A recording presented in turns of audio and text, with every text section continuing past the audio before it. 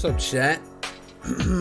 Happy Thursday, December 23rd, 2021. We've got a whole lot of basketball tonight. No basketball mañana, and then Christmas on Saturday. So, everyone tonight should be in play. Sans some late protocols, and we will do our due diligence as we usually do, going game by game, chopping up each game, all the situations, all of the questionable tags, all of the usage influxes or decreases, all that good stuff. You know how we do it. I'm Gun, twitter.com/Gundacker. No Raj today.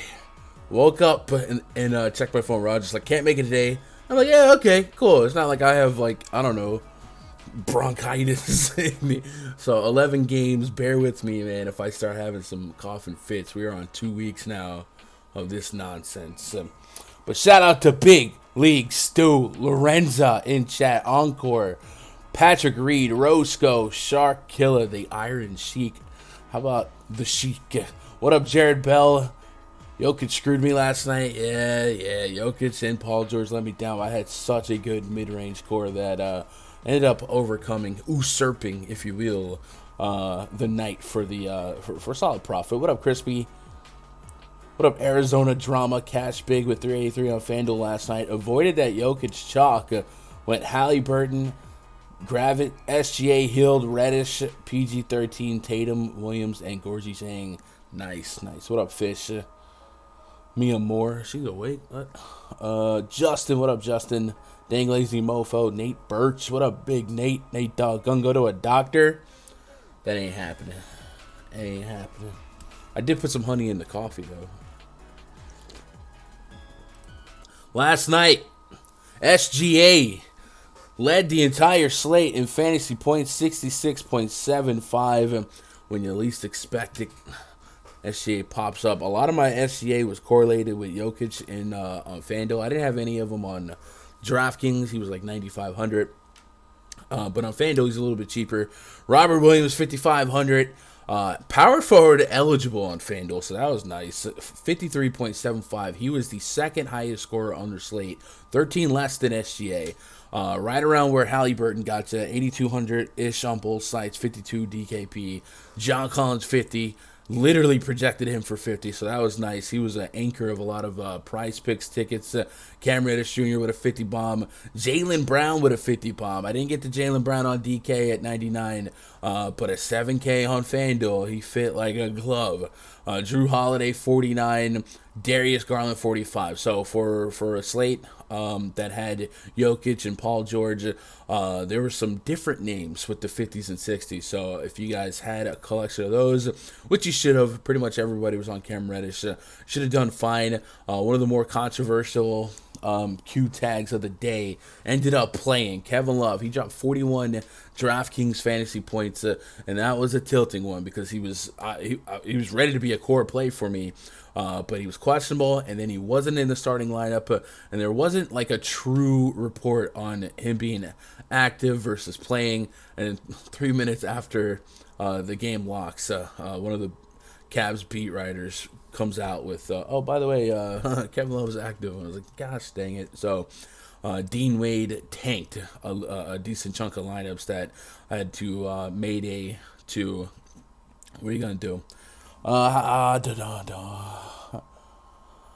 What up, Self? I feel overwhelmed playing fantasy lately. Hey, man, fantasy can do that, especially NBA. NBA can definitely be the most overwhelming DFS sport to play, especially the bigger slates, the more news that you have to deal with naturally. And then this year, in the world we live in, even more news comes at you. Then, of course, the bigger the slate, 22 teams on the slate, the more likely having to deal with all these curveballs later on in the day becomes. So, like I said, if you guys do feel overwhelmed over the years, I've cautioned you guys to maybe not task yourself to go after the whole slate, the big slate. Chop the slate up a little bit, man. Hit those turbos, hit those slates, hit those showdowns. And then, of course, in the last year, we've grown to partner and love PrizePicks, and PrizePicks, I think, is the ultimate way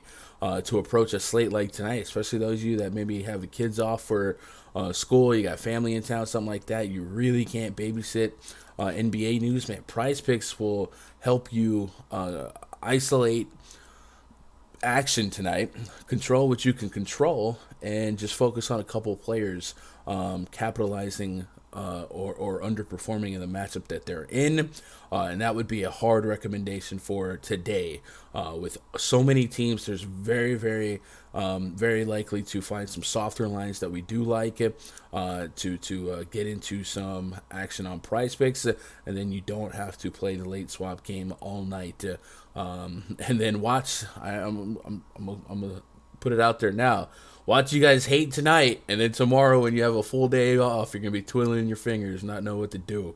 It'd be like that sometimes. So we'll talk about some PrizePicks later on in the day, but I will ask you guys, chat, since it is just me, later when we do the PrizePicks drop, have some of your favorite PrizePicks plays ready. Drop them in chat, maybe write a sentence or two why you like it.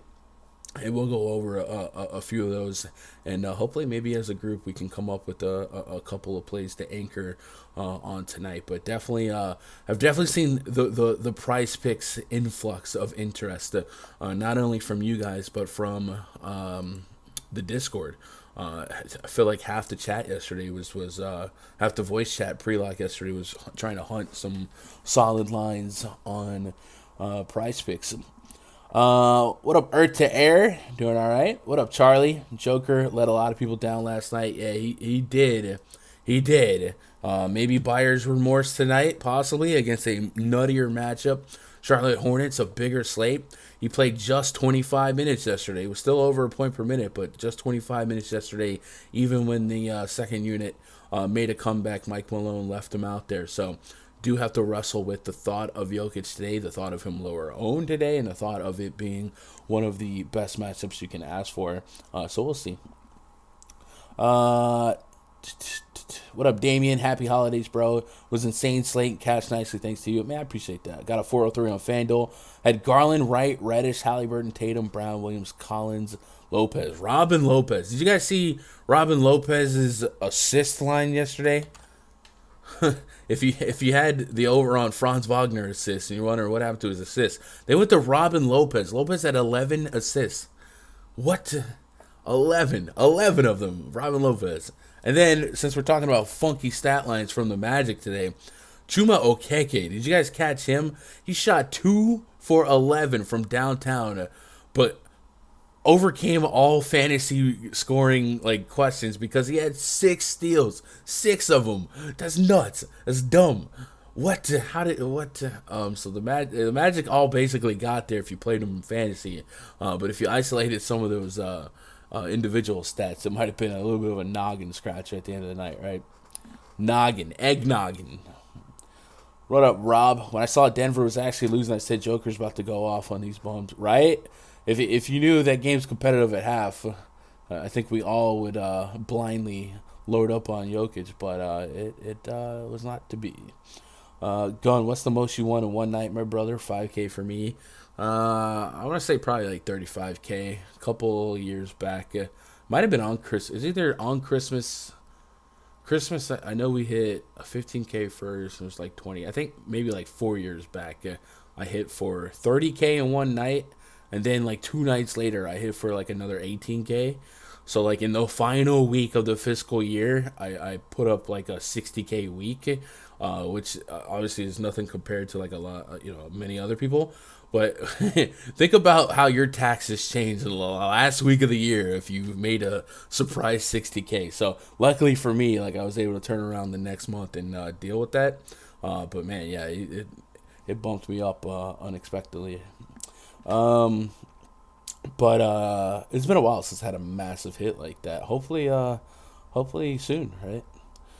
I'm about to crack my black cherry vanilla bang. Let's go, Dame. I've got a coffee, still dealing with the cough, 2 weeks in now. We got a Dunkin' Donuts creamer. I put a little honey in there, a little sugar. I like a little coffee with my sugar. And hopefully we vibe out, right? Some of y'all gonna be down bad playing Madden Sims tomorrow. You guys got any of that DFS? Robin Lopez, new point. Yeah, I don't know, man. I don't know. That was weird. I wouldn't expect double-digit assists from Robin Lopez going forward, but hey, man, some of these teams are just literally pieced together with pieces of string right now, looking like some popcorn decorations on a Christmas tree. So weird things will happen, and they're gonna continue to happen. But some of it's fun, right? Like it's fun to see, I don't know, Joe Johnson get a fadeaway bucket and a Boston crowd literally give him like a standing ovation for like, one of his more average plays all time. It's just like, it's fun to see some of these old timers get in there. Nick Stauskas, guys like that in the mix. Gun, do you enter the quarter tournaments? Not often, but in baseball, no, probably not the quarters.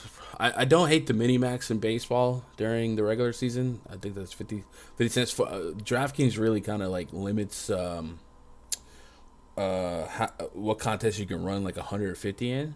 So sometimes like I feel forced. Like if I don't want to put I don't know, 1,500 to max enter like a $8 or whatever, then I feel like a bum and I have to go play the mini max. So the mini max could be anywhere from like a quarter, 50 cents to $1. But not often do I play the quarter. But it's just. But I also say like if you take down like a quarter arcade or something like that, man, that's almost more impressive to me than the big one because you gotta jump more lineups, and a lot more crazy gameplay, right? I thank SCA for yesterday, but my Suns and Devin Booker are going to roll in today. Yeah, they should. I'm taking Booker today. Taking over 2.5 for threes made on Sportsbook. I'm digging that. What up, Craig? Joe Johnson, OG. The Hawks refuse to adjust every time Lopez got the ball on a pick, or otherwise he's looking like Brad Miller out there. Brad Miller? Can we expect OKK to get double-digit steals again tonight? No. He didn't get double-digit steals yesterday, but yeah. Gun seems like a 150 max type of guy. Sometimes I'll be I track my play, right? Like how many lineups I run. My sweet spot, my most profitable quantity of lineups for Slate has been 50.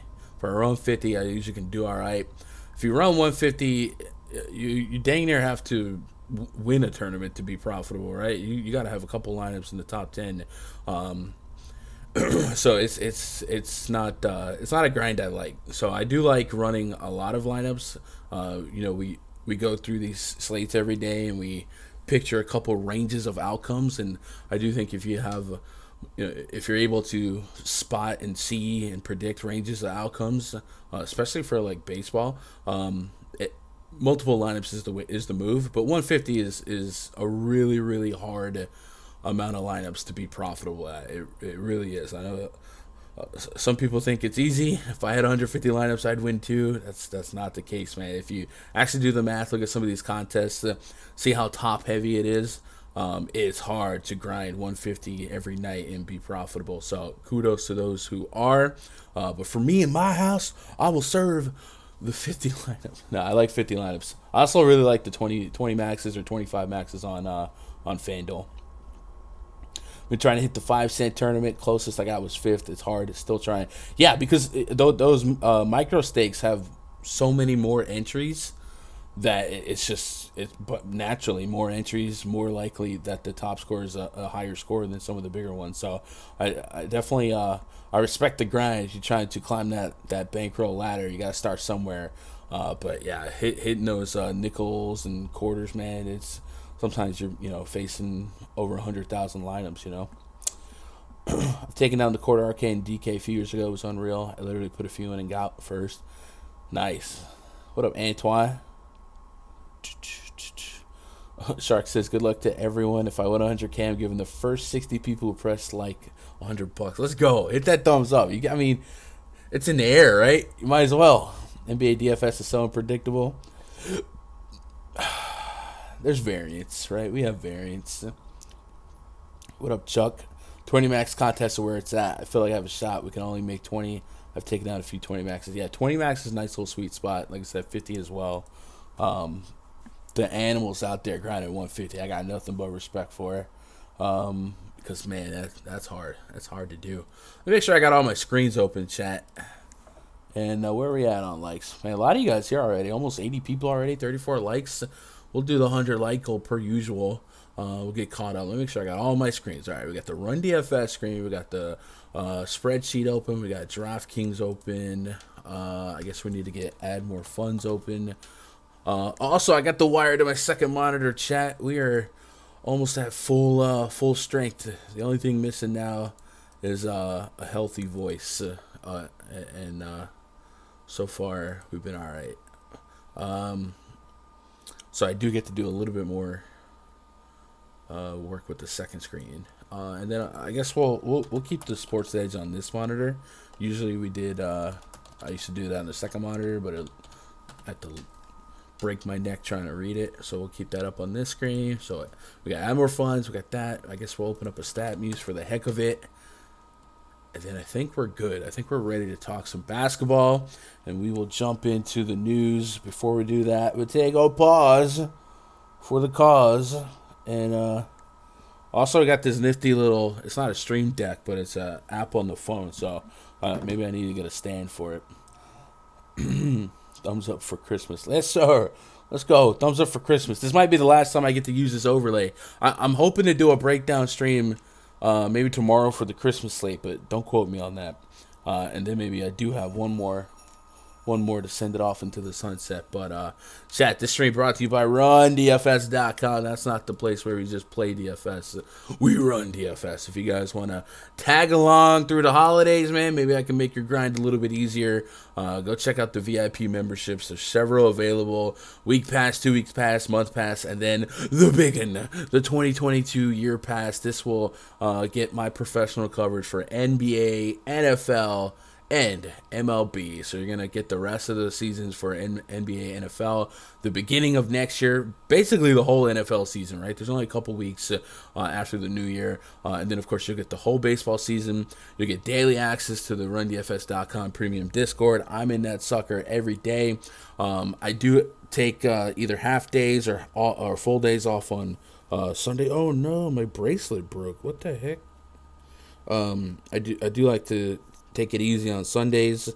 But every day before the main slate locks, I'm in the voice chat for 2 hours so you guys can chop it up. But I have my spreadsheets, my projections, my personal player pools, all that good stuff. And I said it yesterday, if you guys have only been around for NFL or NBA, you don't really get down with baseball like that. I get it. Baseball's hard. It's intimidating. There's so many weird stats. I like to stay humble as can be, but I really believe in my baseball spreadsheet and its ability to bridge the gap between casual understanding of baseball and then advanced understanding of baseball with the way I've displayed a lot of the pertinent to advanced analytics. Anybody will ask pretty much anybody, like, I don't know. The spreadsheet works, right? And the bomb detector, all the good stuff. So I would also say, hey, if you're just here for NFL and NBA, and you're like, I don't want to do the full years because I don't play baseball, man, dude, I think I got your back on baseball. So go check that out. $649 gets you the full year pass to 2022. And then if you get that, it gives you $150 credit towards Fantasy Cruncher. So in a way, if you know for sure you're going to be using Fantasy Cruncher next year, the year pass essentially goes down to $500 because you're going to get $150 towards Cruncher as it is. And that comes down to in the low $40 per month, so you can't really go wrong with that. It's pretty good bang for your buck. Now let's talk about some basketball. Let's pull up Underdog's Twitter and get caught up on the news. Christmas slate gonna be dope. Yo, Christmas is usually my favorite slate every year. This year might be a little bit different with all these potential news bits and the health and safety protocol stuff. But usually every year Christmas is my favorite because it's a staggered 5 games of really good games, and then you could play the late swap game as you go, right? You just know where you're hitting, know where you're missing, and make up for it. And historically, I've had really good success on Christmas too, so maybe it's a little bit narrative driven for me. Key news to watch as of 3 p.m. Eastern: Kristaps Porzingis questionable, Malcolm Brogdon questionable, LeBron James probable, Cole Anthony questionable, Wendell Carter questionable. Both those guys did not play last night. Naz Reid questionable, Rui Hachimura questionable. Scrolling through here, we did see that Derek Favors was out. We'll get all the game-by-game news. There's so much of it that it's really not worth throwing it all at you at once. So we'll try and go game-by-game here. Also, if you're on Twitter and you follow me, hit a like and a retweet on this latest tweet putting out this stream. We're trying to get the channel to 6K followers, or 6K subscribers. So if you're out there lurking right now, you're not subscribed, hit that red sub button, man. Get us to 6K. I had a lofty goal of 6K by January 1, but then I got hit with this sickness, so it put us back. So we're less than 300 away. So it could be a Christmas miracle if we get it. Won 600 last week, but haven't been close since. Willie McGuire. That's the way it goes, man. That's the way it goes. There's ebbs and flows. There's highs and lows. But as long as you have a process that you believe works, I said it yesterday. At the end of the night, look at your player pool. Look at your lineups. Look at what won. How close were you? Where was the winning, the optimal at that you weren't? Why did that happen? Were you unlucky? Was your process jacked up? Did somebody get injured? Be honest with yourself. So like yesterday, I looked at the top 10 scorers on the slate, and they were all in my Fanduel player pool. I just had a whole lot of Jokic and a whole lot of Paul George as anchors to really mess up a lot of happiness, right? Ups and downs. Yep. MLB is my favorite DFS sport, although real baseball sucks. Just do the opposite of chalk every day in baseball if you stay alive. Yeah. Chalk is definitely a term, or chalk has such a negative connotation in DFS, and for good reason. But I do think in like NFL and basketball, a lot of times chalk is just a good play. Not all the time, a lot of times. But in baseball, because the failure rate is so high, chalk is usually always it's always the right move to go the other way of chalk, at least when it comes to hitters. So that's I don't know. I guess that's a concept that it's hard to overlook or overcome when you first get into baseball. But as you start playing more and more, you start seeing it. It's tangible every night. But yeah, I don't want to get stuck on a box on that one. But yeah, chalk is definitely the most fadeable in baseball. Sharks is my wife. My wife Marissa said give her a shout out. Shout out to Marissa. We on the road to go catch some catfish at Richland. Uh-oh. Let's go home. Let's go home. Let's go home. Let's go home. Let's go home. Merry Christmas, Gun and Danny. Thanks for another great year. Aw. Shout out to Fish. Merry Christmas to Fish. Even though Fish is one of my Jewish friends. So hope your Hanukkah was great. Merry Christmas to you, though. Shout out to Marissa Shaw Van Zant, man. You guys go out there, get them catfish. If you catch a couple catties, send me a picture on Twitter, man. I like to see what y'all are working with. I've had a good fried catfish in a while, man. Get some good fried catfish dipped in ketchup, man. I love it. I love it. LeBron setting trends. Did you guys see Rivers get those fans kicked out? Same pointing finger. Oh no! Stop it! All right, let's talk some basketball, boys and girls. We got 11 games, so I'm gonna try to through them on through. Hopefully, we can knock out as much as possible in like an hour. As I go game by game, chat, keep me honest. If something drops, some news comes out, throw it in chat. I'll try to react accordingly. And then if you guys got plays that you're already on, you already done some research, man. Every game, throw what you're liking. I'll revisit chat and we'll go. It's a community effort here, right? Rockets at the Pacers, first game on the docket. Project starting five for the Rockets: Jalen Green, Eric Gordon, Garrison Matthews, Jayshawn Tate, Christian Wood taking on Malcolm Brogdon. Maybe he's questionable.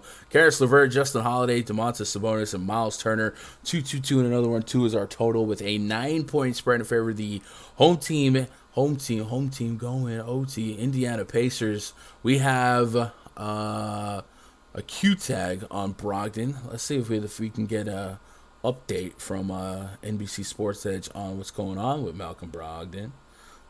Indiana, that's up. That's how we do it. HI.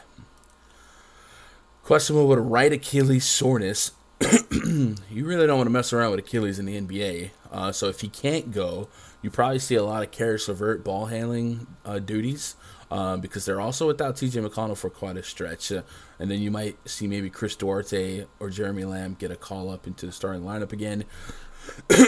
So if you're bracing yourself for Brogdon news, Karis LeVert is 6,400 on FanDuel, has a real shot to be a potential core play if the Brogdon news came. Even if Brogdon was in, Karis LeVert at 64 is probably a little too underpriced based on what he's growing back into, right? There was a little stretch where LeVert was underwhelming and the minutes weren't quite there, but lately 30, 38, 32, 37 minutes seems like the minutes is a worry we don't have to worry about anymore.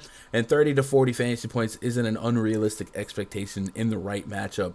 I think this is the right matchup. It's the Houston Rockets. So that price is probably way too low on FanDuel. We talk about what we prioritize on slates, big slates, small slates, the medium size, small slates. I really want strong floor guys on an 11-game slate.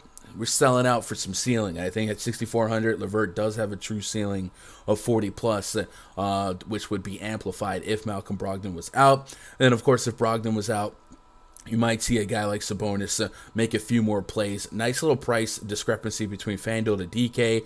One of those spots where maybe I get to none Sabonis at 10.1, but 8,600, I could fill the void there of a power forward spot and expect 40 plus. And I got about 45 fantasy points on the projection from where we're at. Look for Jalen Green today. Jalen Green missed a nice stretch of time, rookie. With when he first went down, Kevin Porter Jr. was picking up some slack here, but back in the mix here. Hasn't played in almost a month now. But before he went down, he was a Chuck Happy rookie. So maybe his opportunity to come in and make a splash immediately is great.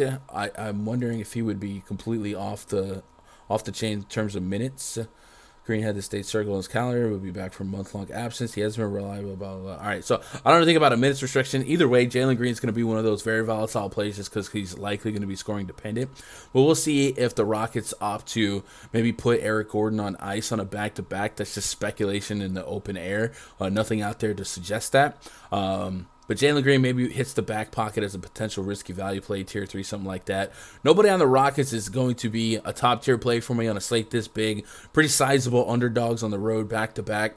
Christian Wood, I think you can make a case for on both sides over AK on FanDuel and DK, but has a shot of 40+. But probably the only guy I would really get to with any sense of thought for ceiling, and maybe Jay Sean Tate around 6K has 30 fantasy points on him. But relative to the rest of the NBA, the Rockets have a somewhat clean sheet of injury news and notes to watch, right? It's just KPJ. So they have one of the healthier teams. So there's going to be more tackle spots on the slate where we're going to get much better minute projections pre-flop. A lot of these Rockets I'm in for 25, 28. And there's going to be some teams where we just get a full squad of 35. So I think I'm also going to sell out for minutes here. And I don't think the Rockets are going to be a spot where I want to burn a lot of my personal exposure. So a lot of interest on the Pacer side if Brogdon's out, LeVert, Sabonis on FanDuel. Not a ton for DraftKings for me, but I will say Miles Turner is definitely in play for an upside spot. We go look at that team metrics chart in the RunDFS.com VIP spreadsheet. We know the Rockets allow the most steals per game, but I believe that they're up there in blocks per game as well. 4th most blocks per game in the league, technically tied for 3rd. And we know Miles Turner will get you some blocks, averaging almost 3 blocks per game. So 6,400 on FanDuel. You parlay 3 or 4 block game with some just natural scoring against the Rockets. I think Turner does have a little bit of meat on the bone at this price point. Again, not something I would put a stamp a giant level of ownership on, but an exploitable matchup, an exploitable price point where every now and then I do think he spits back a 40+ fantasy point performance, maybe more so on the FanDuel side, but still in play on both sides because of the price, right? Let's get caught up on chat before we move on. Josh says mustard and hot sauce on the fish for sure. Man, I don't really get down with the hot sauce like that. But I don't know. Last time I had some homemade fried catfish. We went out there and caught the catfish and then rolled in some cornmeal and stuff like that. Fried it in the fryer and yeah, I'm a ketchup guy, bro. I put ketchup on some stuff that I've lost friends over, right? Shout out to medium well steak. Patrick Reed said, made 2,600 in 2 days. I couldn't edit my lineups yesterday at work. It was busy. So I lost quite a bit of money. Hope to make some more. Man, it does be like that. It do be like that. It does be like that. Anyone who's become a CSV player, you know what I mean, to manage your lineups, we've all had those crunches at lock that either our opto froze up on us, we didn't upload in time, we lollygagged too long, we couldn't react to news, or we just got busy. We've definitely all been there. Brother Bernard, what's up, Gun? Can you break down the chalk DFS in NBA? Can you break down chalk DFS in NBA? So I've kind of touched on it in the last 2 days. I know a couple minutes ago we were talking about how chalk is just negative in baseball because the failure rate is almost always higher than the ownership. So when like I don't say cores, but whenever like a chalky baseball stack gets to like 20% own or something like that, and in baseball, 70% of the time hitters are going to fail, stuff like that. And basketball is a little bit different, but there's still a decent process to identify good chalk, bad chalk. And I kind of told you guys yesterday and the day before, man, basically just put your own personal number on how often a player is an optimal play. Not a good play, not an okay play. How often are they optimal to win tournaments if you're a tournament player? So, like, for instance, today, Eric Gordon, for instance. Like, if Eric Gordon was for some reason 25% owned today, and you're like, in my head at this price, he's only a great play 8% of the time, and he was hitting 25%, well, then that would be what we call negatively leveraged by the field. So we would probably just stay away from that and avoid that and hope that he's not that optimal play today. And then your lineups are already a little bit different than 25% of the lineups out there. And if Eric Gordon drops a floor game, 25% of lineups, probably take a big hit and are drawing dead for winning. So, but then there's spots where, like yesterday, DeLon Wright and Cam Reddish Jr., like, they were so cheap versus their minutes and their potential that I thought on a 5-game slate, like Cam Reddish probably had a 50% chance of being an optimal play. He was about 50% owned, so I basically matched the field on it. It's just how you tackle that. But on a big slate like this, we generally don't have to worry about too much egregious chalk. Every now and then there'll be like 1 to 3 players at 40% owned. But usually an 11-game slate, we don't have to sweat too much. You know what I'm saying? But like the other day, the Knicks, we had 4 Knicks at 40% owned or greater. And that's where I spent some time in the pre-lock discussing how my crew can still get there but not get there. And what we came up with was we would max 2 Knicks in a lineup on DraftKings and max 3 on Fanduel. That way, the range of the outcomes for all 4 starters to hit coexisting ceiling to be optimal in tournaments, we just felt like it was impossible, and it worked out. That's exactly the move that you needed to make. So there's still ways to manipulate chalk to your advantage, even if you don't want to full fade it. Got to pick the right centerpiece. Yep. Stu, I'll play a little bit of Green, a little bit of Jalen Green, Stu. All right. Thoughts on Chris Duarte? I'm 50-50 on him. So Duarte's, I think, relatively a scoring-dependent guy that is already probably pretty reliant on Brogdon being out to play him. 19, 29, 26 minutes. He's been relegated to the bench. 30-plus fantasy points his last 2 games. Shot volume's okay. I don't think I would make him any type of priority at 5K, and I probably don't even put him in my player pool from where I'm standing now unless Brogdon was out and I really needed a back against the wall stocking stuffer. I just think he comes with a little too much volatility. Now, if Brogdon was out and Duarte started, maybe we shake things up a little bit because the Rockets are the Rockets. But yeah, as far as playing him, if I did get there, it would just be a tier 3 stocking stuffer, and I would be stunned if I got more than like 5% of them. Unless like further news happened and more guards were out for the Pacers. Outside running in 20-degree weather, listening to my guy Gun give out those. Yo, what up, Jay Smooth? Running in 20-degree weather, I couldn't do it. It's 73 degrees here in Texas right now. But I don't run at all. I went out for a jog the other day. Got about 10 steps away from my door. And I was like, wait a minute, I don't jog. And I went back in the house. Is Turner projected for 40 on FanDuel? Right now, I got Turner at 30, about 36. 40 is, a block away, a block and a half away, whatever. Reddish going to be 50% again tonight. Yeah, probably. So the when I say 50% to be optimal yesterday, remember that was in the context of a 5-game slate. We're doubling the games here, so I do think some of these guys that push aggressive ownership, maybe it's worth building a little bit backwards. I still think Reddish is probably way too cheap to avoid here today. And usually the cheap chalk is not a great example. It's more so the guys that get 5-7K. And even the 10-12K guys that get chalky. Steph Curry several times this season has reached a really, really elevated ownership, and he's been 12K. So not only does he have a high pressure to just hit value or 50, 60 fantasy points, but he also puts pressure on another person in your lineup, because at 12K, you're not just banking on the 12K player, you're banking on probably a 2v2, right? Yo, what up, E. Brown? Lance will make him dance, yes, sir. 75 in Dallas. Tell him, Chuck. Let him know. We don't play that winter stuff. It's Christmas on Saturday. We'll be out here in the pool. Pelicans at the Magic. Next game on the docket, Devontae Graham, Brandon Ingram, Josh Hart, Herbert Jones, Willie Hernan-Gomez, yes, sir. Taking on Cole Anthony, maybe, Gary Harris, Franz Wagner, Chuma Okeke, Wendell Carter Jr. We got a 209 total, 6-point spread in favor of the home or the visiting New Orleans Pelicans. So we did get news that Jonas Valanciunas was out. From site to site, he's Guillermo Hernan-Gomez and Willie Hernan-Gomez, so I need to set a reminder to go fix that in my CSV. But Guillermo Hernan-Gomez is 3,800 on DraftKings, so we all know points per minute, Hernan-Gomez is a problem. So if we took out Jonas Valanciunas from this mix and we look at potential center minute rotation, it would be him, it would be Jackson Hayes. So, if Hernan-Gomez has a shot at 25-plus minutes, he would absolutely obliterate this price point at 3,800. So, look for him to be a highly sought-after value play at the center spot today.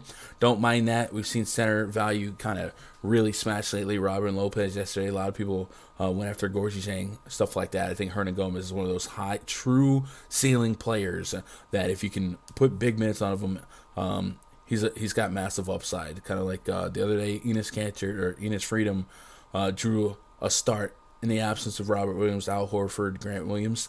That type of upside for Hernan-Gomez. He'll probably not get you less than a point per minute, and then he does have meat on the bone for higher. And then let's just talk about the Pelicans in general in the absence of Jonas Valanciunas. Do we get a big boost here for Brandon Ingram? It seems likely. So let's bring the Pelicans to this season. We'll go to October 19th. Start things off. For those of you wondering what we're using the Add More Funds NBA Wowie tool. If you guys want to open it up, check out !AMF in the chat. And you'll get a nice little link, sign up. It's free to use. They do have a paid function. I use the sponsored version, but it is free to use just generally. Willie Hernan-Gomez, 1.3 fantasy point per minute on the court with Ingram without J-Val. So, that's even more stability behind him. We also got NAW rolled out, so maybe deeper minutes for the wings and guards. So Josh Hart at 6,200 on DK, probably still a pretty rock solid play. He's pushing 7K on FanDuel. I still think he's not outside of the player pool yet. We're probably closer to a tier 3. But I got deep minutes on him and Ingram right now, almost 40 minutes apiece. So Josh Hart, just go out there, stuff the stat sheet. I think we can see a pretty strong game for him. So I don't mind Josh Hart. We saw him flirt with a triple-double the other night. Willie Hernan-Gomez in the mix. And then the homie, Devontae Graham, 5'5". I probably don't make him a priority here today. I really need 40 as a ceiling on this price point at the guard position. But you can give me Ingram, Hart, Willie Hernan-Gomez to start with. And on the Magic side, Cole Anthony and Wendell Carter would be pretty big pieces of news. They were both out yesterday. Obviously, if they're out again, we get a lot of opportunity for big minutes and some next man up plays here. Cole Anthony is still listed as questionable to right ankle sprain, Wendell Carter leg muscle strain. Both being listed as out for runs against the Hawks. So if they can't go today, and maybe one of them do go, but if they can't go today, I would say probably be prepared to make some picks on PrizePicks. By the way, PrizePicks added a search function, so huge.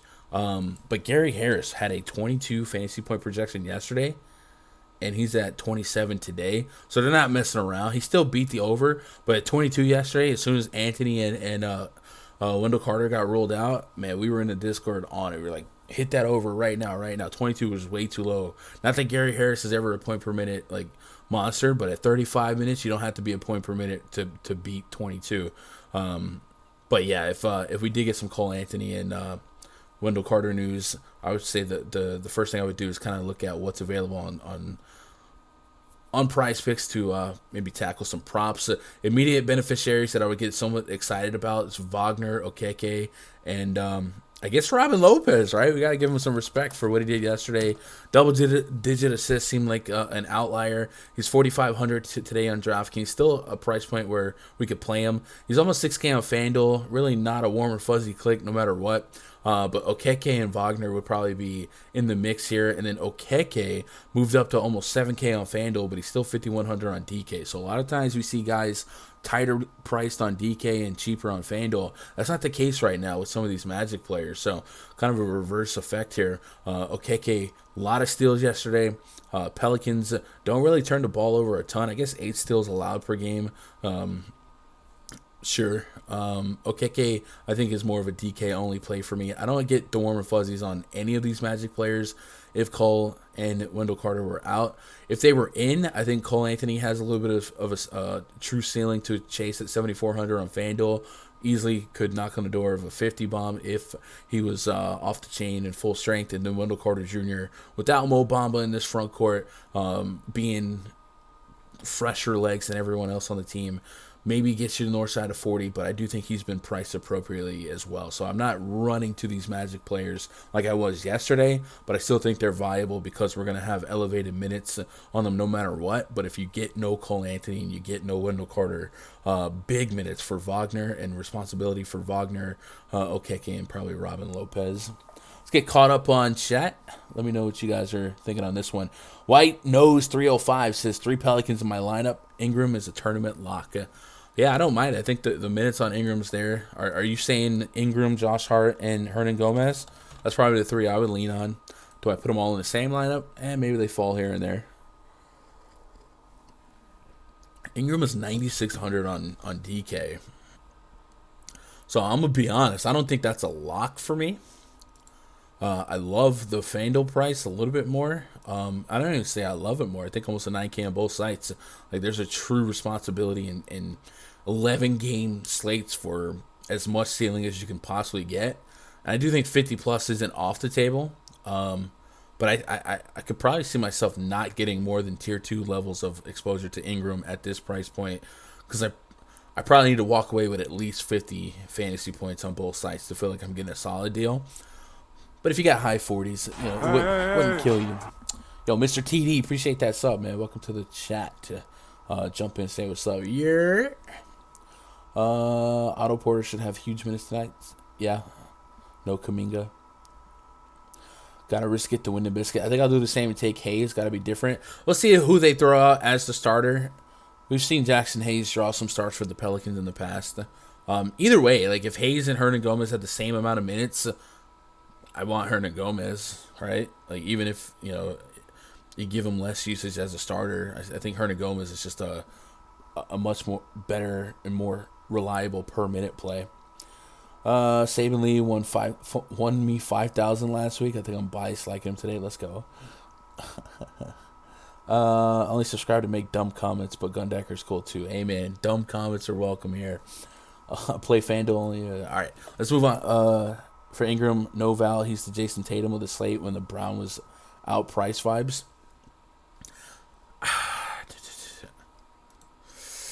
So we said it. He's averaging 1.07 fantasy points per minute on DraftKings. He said on FanDuel 1.02.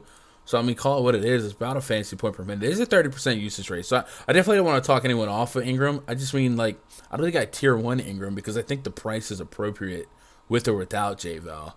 So, if I got, a point per minute and I give him a 38-minute projection, I think the median outcome is slightly over 40 fantasy points more often than not.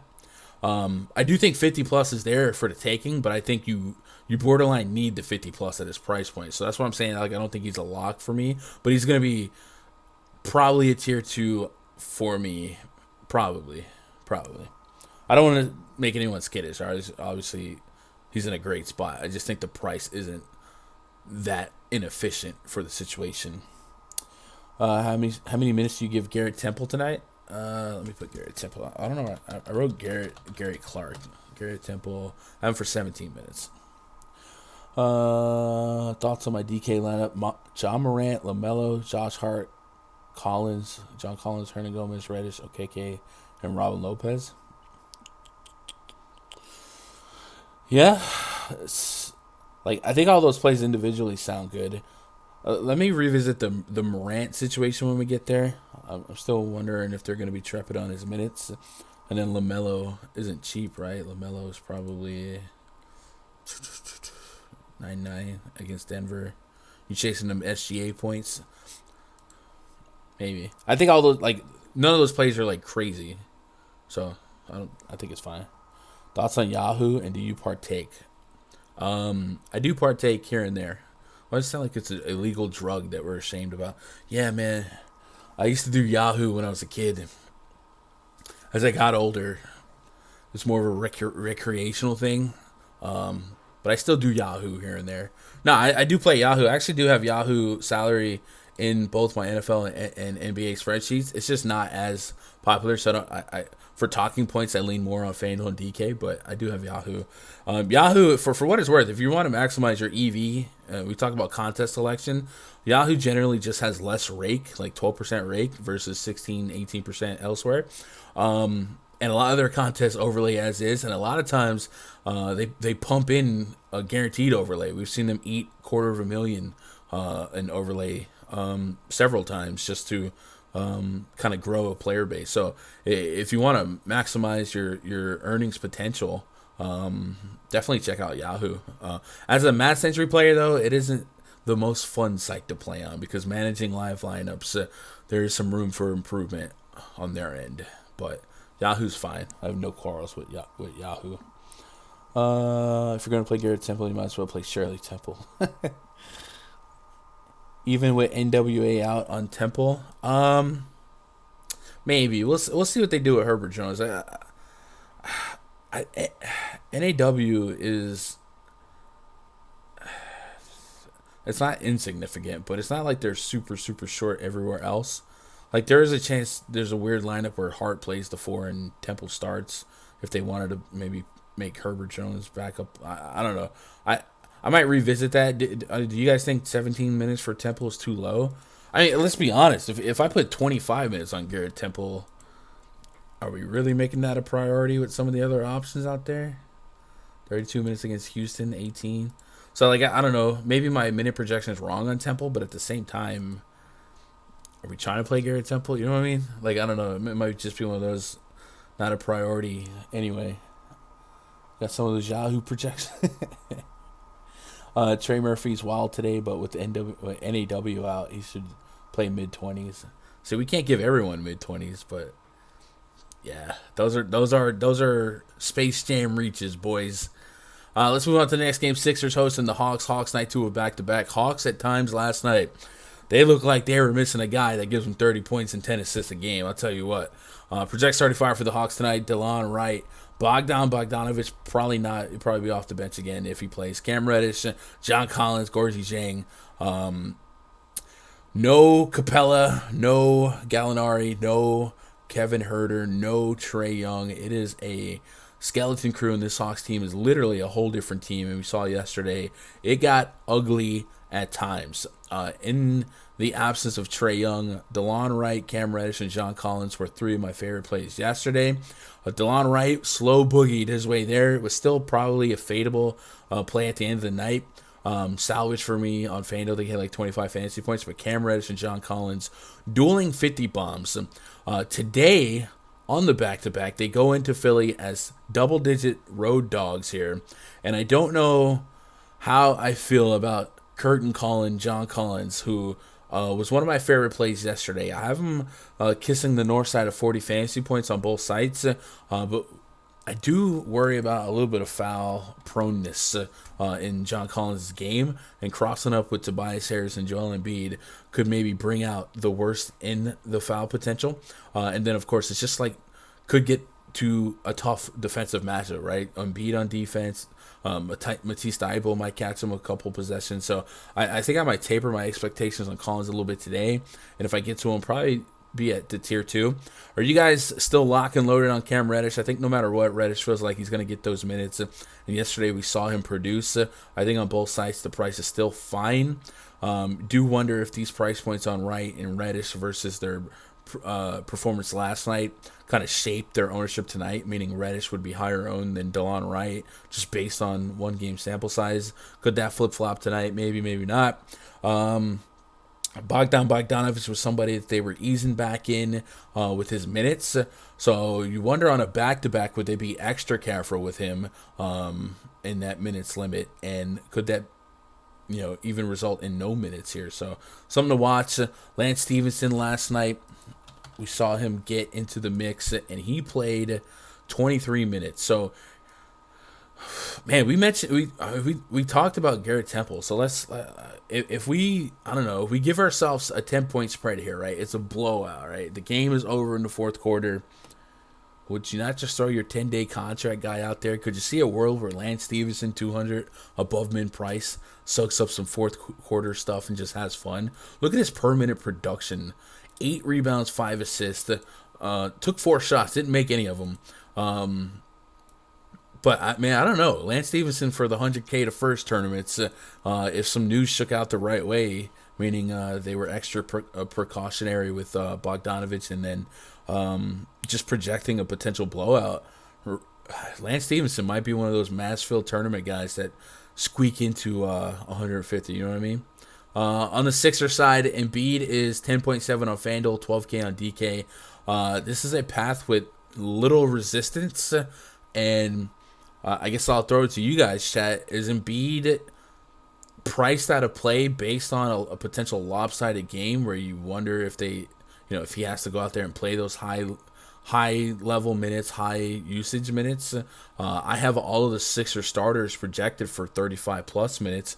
There is no Andre Drummond still in that front court. Shake Milton out, Danny Green out, Gorgeous Nang out. So there's still a need for deep minutes from these Doc Rivers starters.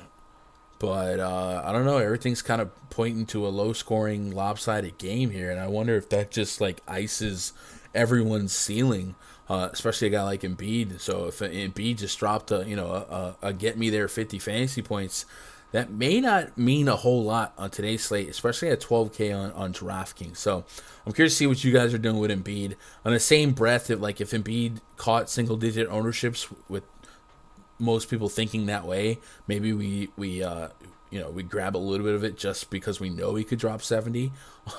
If Robin Lopez can get 11 assists, we know Embiid can. But yeah, just something to think about.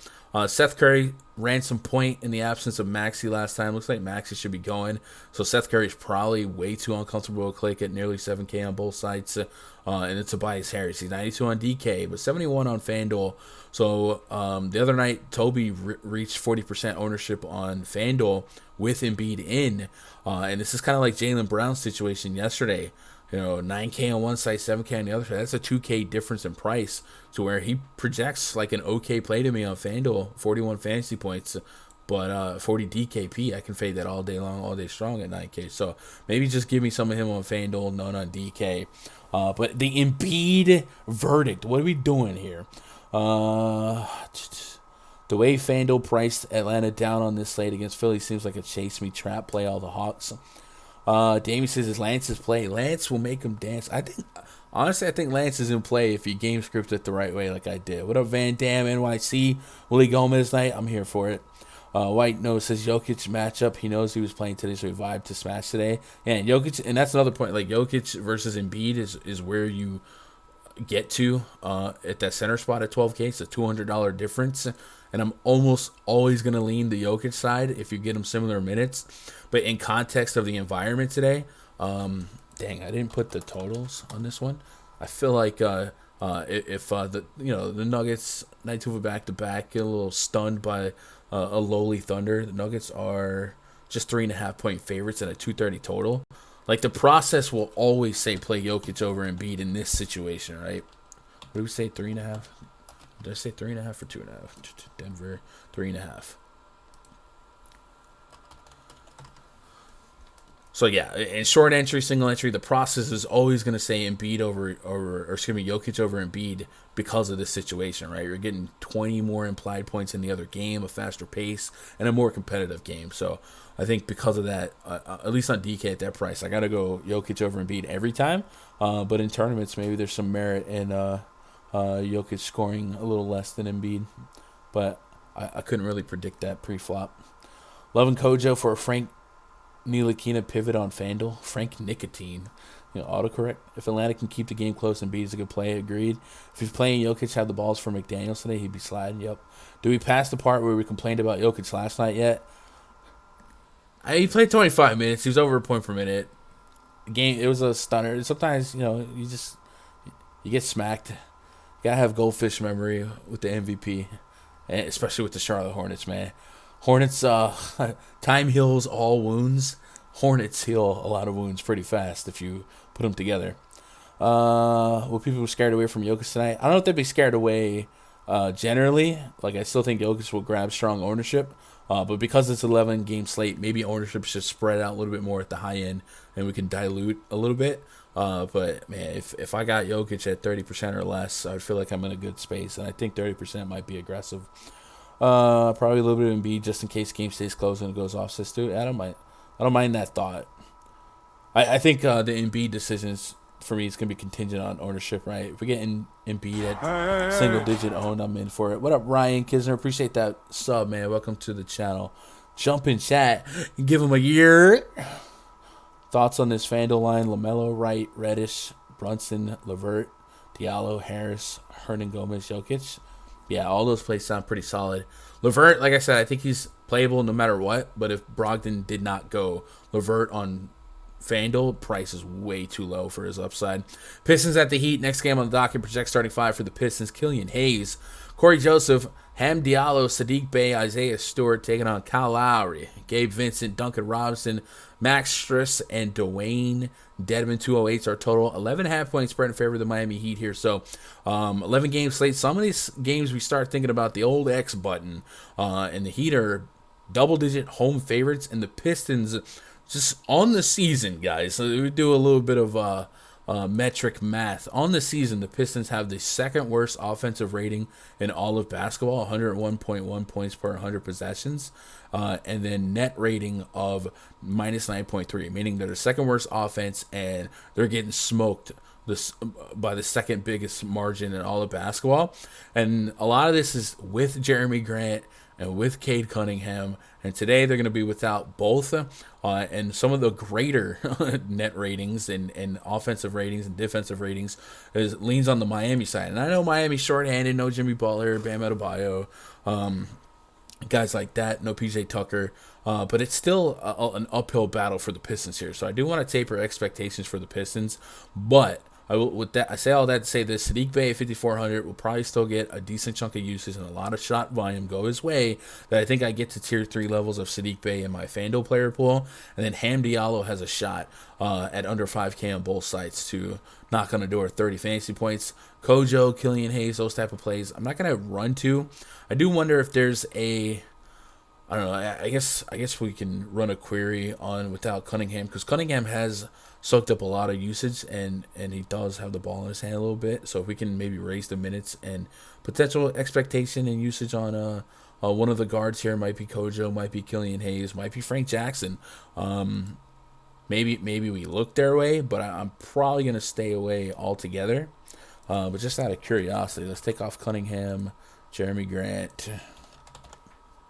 We might as well leave Olynyk in this mix as well, since he's out. And then let's just put on Sadiq Bey. No one else, right? Just Sadiq Bey.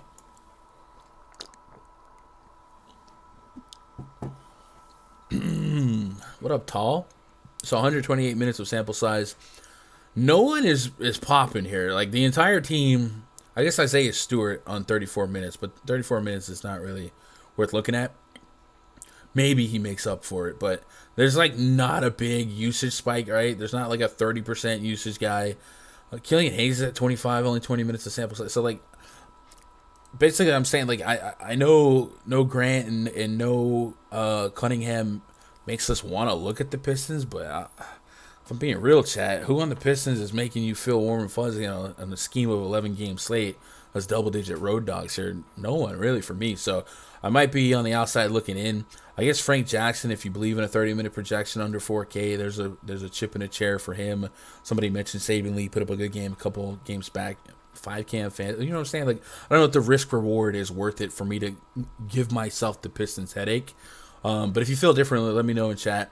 But if I had to get to names from the Pistons, like just in a vacuum, it's Ham Diallo, Sadiq Bey, and Isaiah Stewart, with Sadiq Bey probably being my favorite guy for a little bit of a ceiling. On the Heat side, Kyle Lowry, about 8K on both sides, has a shot at 40-plus fantasy points every time he touches the court, triple-double threat. Tyler Hero's back in the mix, 6,200 on Fanduel. That's right around where Karis LeVert is priced. In a 1v1, I probably like LeVert if Brogdon went out. But Hero does have a little bit of a ceiling at under 7K on both sides. Just 21 minutes against the aforementioned Pacers, but that was a lopsided game, which is what we kind of expect this game to be. But if we do get him to build on that 21 minutes after a little bit of a time off to get to 25, 30 minutes, we know his usage will be top tier on the team, and he might have a shot at leading the team in shot attempts. And then also, in the absence of PJ Tucker, with a front court that's already without a bunch of people, we saw Max Struss draw a start, and this could match up well against a pretty much undersized Pistons lineup as well today. Struss is 5'2", 5'8" on DK and Fanduel respectively. 30 plus isn't outside the range of outcomes, and minutes should be there for him. 34 in 3 games straight. Thought that the previous 2 games without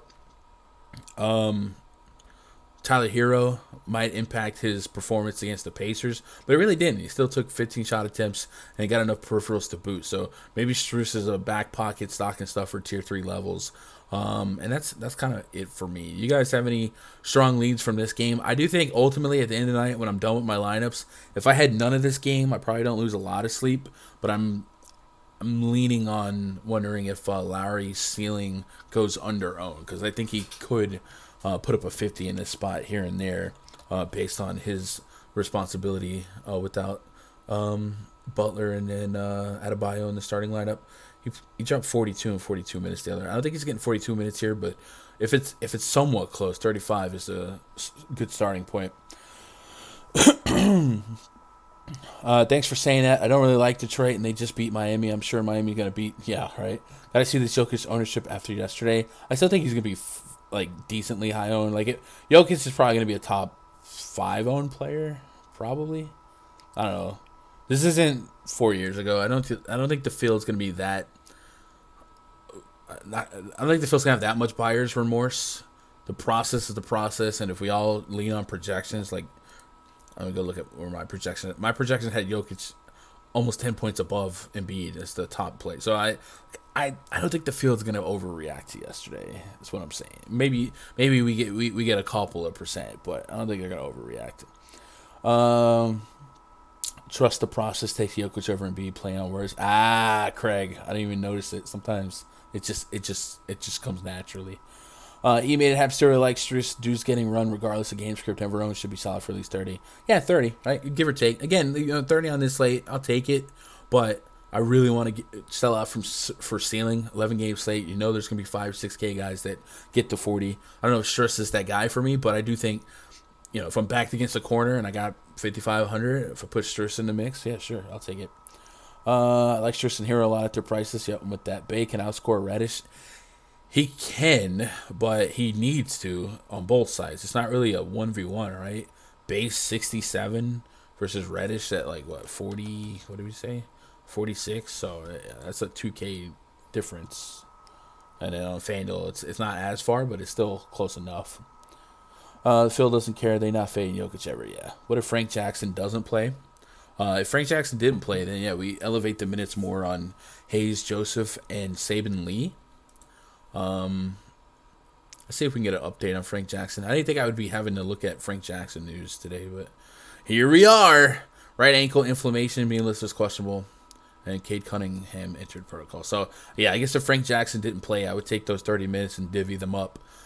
Killian Hayes, I think one of my last tournament wins had Killian Hayes at the point guard spot on FanDuel. So the heart wants what the heart wants. And maybe there's a world where one of these guys just get there on their price point, Kojo, Killian Hayes. So I guess maybe look out for that. I don't think I would prioritize any of those guys, but if they fell into player pool and I loved everything else in the lineup, maybe I just let it happen, you know. Grimes is back. Take your Kemba lineups out, especially on FanDuel. That price is wacky. Good. I'm done playing Kemba. Kickstarter said I was low on Jokic yesterday, thinking maybe they blow out the OKC bad enough he'd sit the fourth. Either way, I guess it worked out. Yeah, man. 25 minutes and JaMychal Green came back. I don't remember like the minute countdown, but I know Jokic left in the third, and the sweat was real in the Discord, man, trying to wait for him to come back. And then the Nuggets second unit brought the game back, and they never put Jokic back in the game. So what are you gonna do? What are you gonna do? How many lines you running, Gun? I intended to run on 25, but with no slate tomorrow, maybe we just go out there and get ourselves a little extra action to hold us over, right? Because we're all cripply addicted. I don't know. Wizards at the Knicks. Next game on the docket. 212 is our total. 1 point spread in favor of the visiting Washington Wizards. Project starting five for the Wizards. Spencer Dinwiddie, Bradley Beal, Danny Advia, Kyle Kuzma, Daniel Gafford taking on Alec Burks, M. Fournier, R.J. Barrett back in the mix. Julius Randle, Mitchell Robinson, Rui Hachimura questionable to play. That's a good sign for them. And then on the Knicks side, R.J. Barrett looks like he's back, right? Somebody mentioned Quentin Grimes was ready to go, so let me add Quentin Grimes to the player pool here. Quentin. The Kemba Walker discussion gets murky here. We did learn yesterday that Derrick Rose is going to be done for, did we say 2 months? I think it was 8 weeks. I want to say. So there are some guard minutes to be had and be filled. Kemba Walker has put together two strong games with deep minutes, 20-plus shot attempts, not overly efficient, but two strong games to maybe make a case that he could provide a little bit of value. So I don't know. I guess I would hope I would like to know that Tom Thibodeau felt one way or the other, but outside the last 2 games, the Knicks have shown us that they did not want Kemba part of the rotation going forward. Has Kemba earned his way back in with Derrick Rose out? We'll see. As they start getting players back from protocols, R.J. Barrett back in the mix, and a couple of these other supplementary guards, yeah, maybe there's enough concern and enough pushback at his price point on both sides too, where we just don't have to worry about it. What we do know is the Wizards have been a strong defense, slow-paced team. So overall, an 11-game slate, 212 total. Could we just avoid this game altogether? I probably think that's the path that I'm going to take. Do you guys agree or disagree? Like, this is almost one of those games I think we could almost just skip here and save some time to chop up other games. I think Alec Burks at almost 8K on DK. There's no way, right? There's just no way. 5,600 on FanDuel, small forward eligible, a little bit more obtainable. RJ Barrett back in the mix. They could all just cannibalize each other's ceilings. And there's no one that stands out to me. Randall at under 9K on FanDuel still has a path to 50, but it's an uncomfortable path, and he's getting close. Like, that's almost there with Sabonis, and I don't know. I just really feel like I'm going to end up having none of this game unless we got some really definitive news and quotes from Thibodeau that made me confident in a certain player or two, but I don't see myself getting to any Wizards here pre-flop. Maybe the need for size in the front court I can get behind. Mitchell Robinson's even priced appropriately with Noel out, right? 5'7", 6'1". It's not like it's a smash opportunity to get 30 at 4,500. So I don't know, chat. Am I wrong for being out on this one? I think this is a game I'm willing to skip over. I love Alec Burks at point guard today on FanDuel. Do you? I guess I have to see the starting lineup, but Alec Burks has really just not been doing much. You know what I mean? He's playing a lot of minutes, but the production just hasn't been fruitful for fantasy. On DK, he's unplayable for me at 78. On FanDuel, even on FanDuel, right? A lot of these 20s and 30s are similar over there. So I guess it all comes down to, does Kemba start or not? And we mentioned it last time. If Kemba started, I was out on Randall, not out, but the ceiling on Randall lowered. I guess in this split with RJ Barrett back, you would assume Alec Burks goes back to ball handling. So maybe we'll run that we'll run it just to get some numbers on it. But I don't think I'm gonna talk myself into Alec Burks here. Maybe. Let's put Burks on.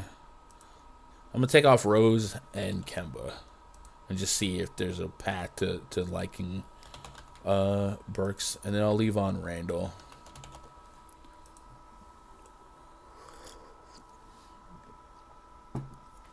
Dinwiddie lost his talent. Aww. Alec Burks is 0.7 fantasy points per minute on the court with Randall, with no Rose and no Kemba. 17% usage. I mean, he basically has the lowest usage split, man. Yo, Tamakas, appreciate that sub. Welcome to the channel, man. Jump in chat, you're.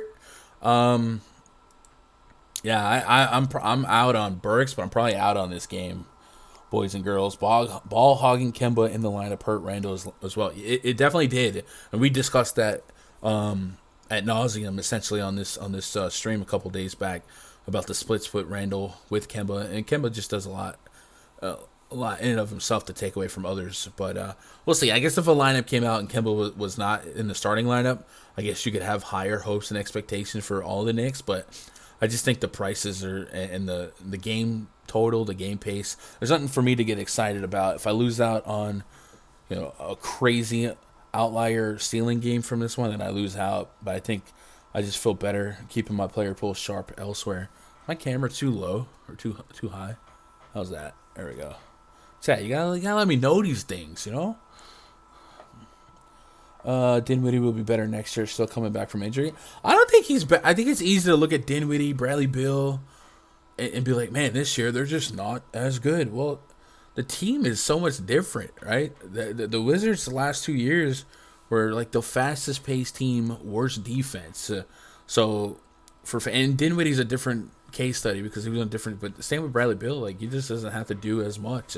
So we'll see. But also Dinwiddie, like, if we're being honest with ourselves, like he's just like a replacement level NBA point guard, right? I didn't think he was a franchise player, but I do like Dinwiddie. He's the homie. You playing Fournier? I'm not playing Fournier. Not Rodgers All-Star. Yeah, where is Rod? Rod's holding a big fat L on Dinwiddie to start the season, I'll tell you that. You guys playing Hero? I'm playing some Hero, especially on Fanduel. I know Spencer Dinwiddie's off, but 4,600 on Fanduel. That's cheap. I got 30 fantasy points on that, so I don't hate it, but at 46, we got a couple 46ers that are projected for 36, 37 minutes, right? Cam Reddish, maybe Delon Wright, guys like that. So I don't think you're crazy to think about him at 46, but I just we're thinking about old school Dinwiddie with a ceiling on deep minutes and leading the team in usage. That's not the case here. Any love for Sterling Brown? Not at the moment, but I guess we'll talk about it. Project starting five for the Bucks here: Drew Holiday, Grayson Allen, Pat Connaughton, Chris Middleton, DeMarcus Cousins. Maybe keep an eye on the Bucks lineup. Yesterday, Allen didn't play, and then Jordan Nwora drew a start. They'll be up against Jalen Brunson, Frank Ntilikina, Dorian Finney-Smith, Kristaps Porzingis, Dwight Powell. We got a 209.5 total, 3.5 point spread favor the visiting Milwaukee Bucks. We did get Grayson Allen as probable with Sandro listed as out. And then we're waiting on Kristaps Porzingis news. And if Porzingis can't go, we would elevate our expectations for guys like Jalen Brunson. So let's go pull up the Dallas injury news and notes. See what we got. What was that? I swear I just heard a voice on my headset. We got no news for Porzingis dealing with a toe injury. It's just a 3.5 point spread here, but I guess no Giannis is no defense. Yeah, no point. All right. Just a 3.5 point spread. I think Drew Holiday's DK price point at 8,300. There's still a little bit of meat on the bone there. I don't hate getting to some exposure to that. We saw him have another strong game, not slate breaking game, but a strong game yesterday with 24 real points, put up 49 fantasy points. So 50 plus fantasy points in 3 games straight now. The constant being no Giannis, no Portis. Middleton came back yesterday. Middleton was dealing with that hyperextended knee scare. and just 31 minutes. So I think Drew Holiday has a path for more minutes and a more competitive game, and that's what we got here. So I don't mind looking his way. And I guess in a world, if Middleton did play and they didn't rest him with that knee scare, he would be in the mix as well. But Drew Holiday has a real chance to be a tier 2 play for me on DK. 9,500 on FanDuel, right? We're talking we need that 50. And at 95 on FanDuel, he's just a stone's throw from like DeJounte Murray in a higher total, higher pace game. But yeah, I think he's in the mix. And then with Sandro out and Bobby Portis is out, is it a boogie night? Boogie night. DeMarcus Cousins has entered the chat. He's 4,700. So yesterday, him and Robin Lopez around the same price point. Again, today we're doing, we're doing a thing with the hands again. I can't control it. 28, 27 minutes his last two games. Last night was a blowout. Did he get deep run? Let's reference the rotation chart. Am I blind? Where did it? There it is. I keep skipping it. All right. Boogie did play some fourth quarter yesterday. So did Drew Holiday a little bit. So 27, 28 minutes is probably the expectation. Sandro didn't play. So I guess 28 is flat. Like, if we just expect him to play 28 minutes, would he be in your pool here? I think the answer is yes at 47 on DK. FanDuel, I can still justify it. Going against this Mavs front court, especially if there was no Porzingis, there's a path to a fruitful fantasy game. So I don't mind looking at Boogie, but especially don't mind it on DK. On the Mavs side, Brunson, I think, is playable either way, but he becomes a little bit more of a play for me if Porzingis is out, just based on the higher usage. So let's go pull up Dallas's on-off court tool here and do a couple of splits. First of all, let's take off Luka, and then it's also really, really notable that Tim Hardaway Jr. is out as well, and he also opens up a lot of scoring responsibility and minutes for the guard rotation. So let's take off Hardaway as well. I'm not going to take off Kleber because I don't want to over dilute the minutes, but let's put Brunson on and let's put Porzingis on. And then we'll do two splits here.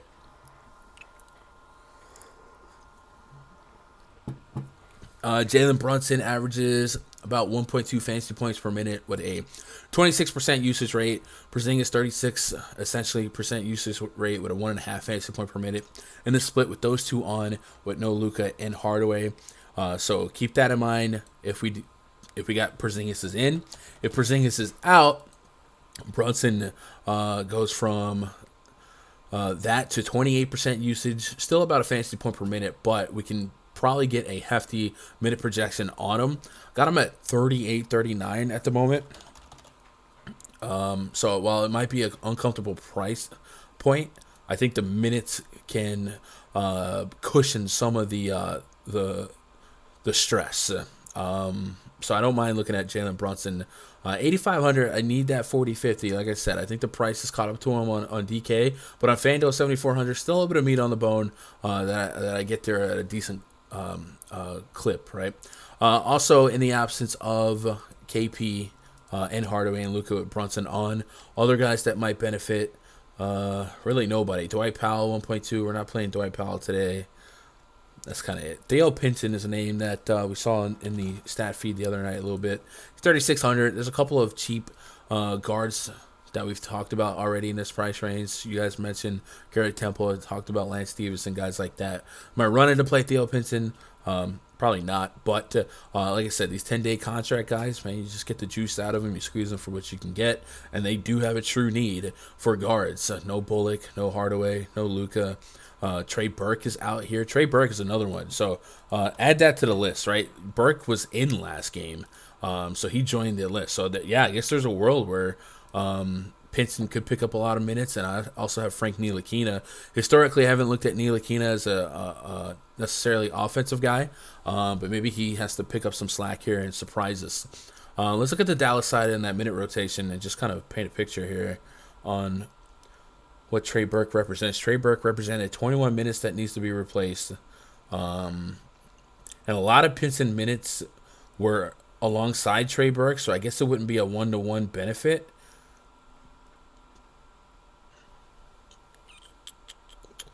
But yeah, it would probably keep the minute projection deep on Brunson. The only way that would come backwards is, I guess, if the game got a little bit lopsided. Marquise Chris saw 16 minutes off the street, and if Porzingis was out, maybe they look at him for another 16 to 20 minutes. Really, no one else that I want to run to. I think the starters were going to run deep. The other guy that got deep minutes is Dorian Finney-Smith, and then you guys mentioned Sterling Brown. Maybe Sterling Brown, somebody that I trust a little bit more offensively than Frank Ntilikina. 5 for 8, 32 fantasy points, 11 rebounds. Yeah, maybe he's one of those who's that plays we put in the player pool. And then Dorian Finney-Smith, not necessarily a guy I want to play per minute, but the minutes will be there, right? He's probably going to garner you less than a point per minute, but if he gets 40 minutes, man, he might by hook or by crook it. 59 is probably a little aggressive. What's his Fanduel price? 62. I think he's priced appropriately, but if you're just a fan of minutes, minutes should be there for DFS. Let's get caught up on chat. Dang Lazy Mofa says Drew has been balling. Hey, let's drop his price. Yeah, right. Boogie don't even play more than 30. I know he's good, but F that, y'all can have him.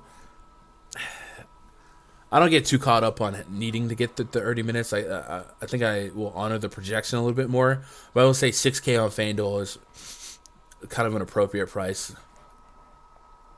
30 minutes will come into play when I start discussing ownerships. Boogie can be a little technical foul-y, right? 3 Pelicans too much? I don't think so.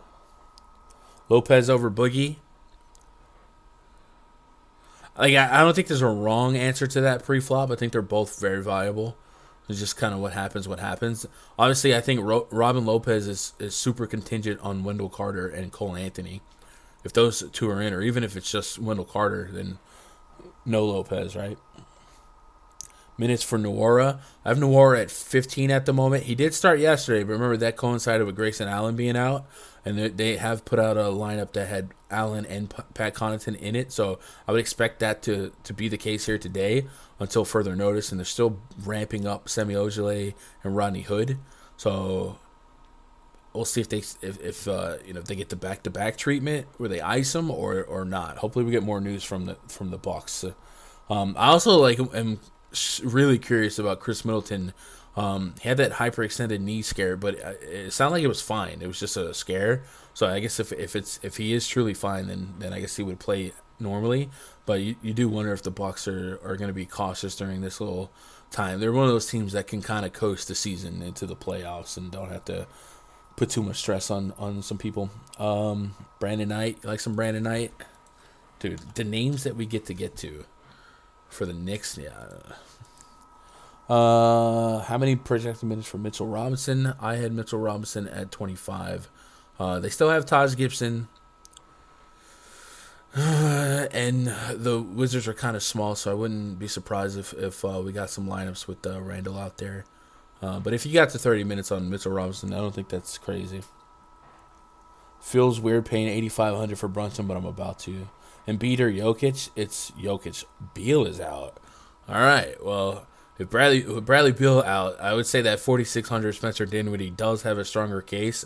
I'd also expect the Wizards not to be 1-point favorites here. You might see the Knicks go to -3.5. Is Bradley Beal worth 4 points in this split? I don't know. But I guess since it's topical, I'll go run a quick on-off court tool. Also, real quick. I guess we'll refresh just to make sure it's still there. But if we go to PrizePicks, I doubt they even have like a Dinwiddie number. But usually, if you guys do subscribe to like Underdog, Spencer, they have Dinwiddie at really soft prices all the way through. So if you want to act now, PrizePicks can probably get some leverage on a couple of these props here. 4.5 assists, 11.5 points are both kind of low if Bradley Beal is out, which he is. So let's go pull up the Washington guys. Let's just take Beal off the court this year. Let's put Dinwiddie on. I would imagine it's like Dinwiddie and Kuzma as the top guys. Dinwiddie's got a 26% usage rate and a 37% assist rate. So 37% assist rate, I kind of think that makes a lot of sense. Oh, they just took it off. They took his assist off. It's like they're watching. All right. Well, points is still soft, but the assists, I would have been cool with the assist there.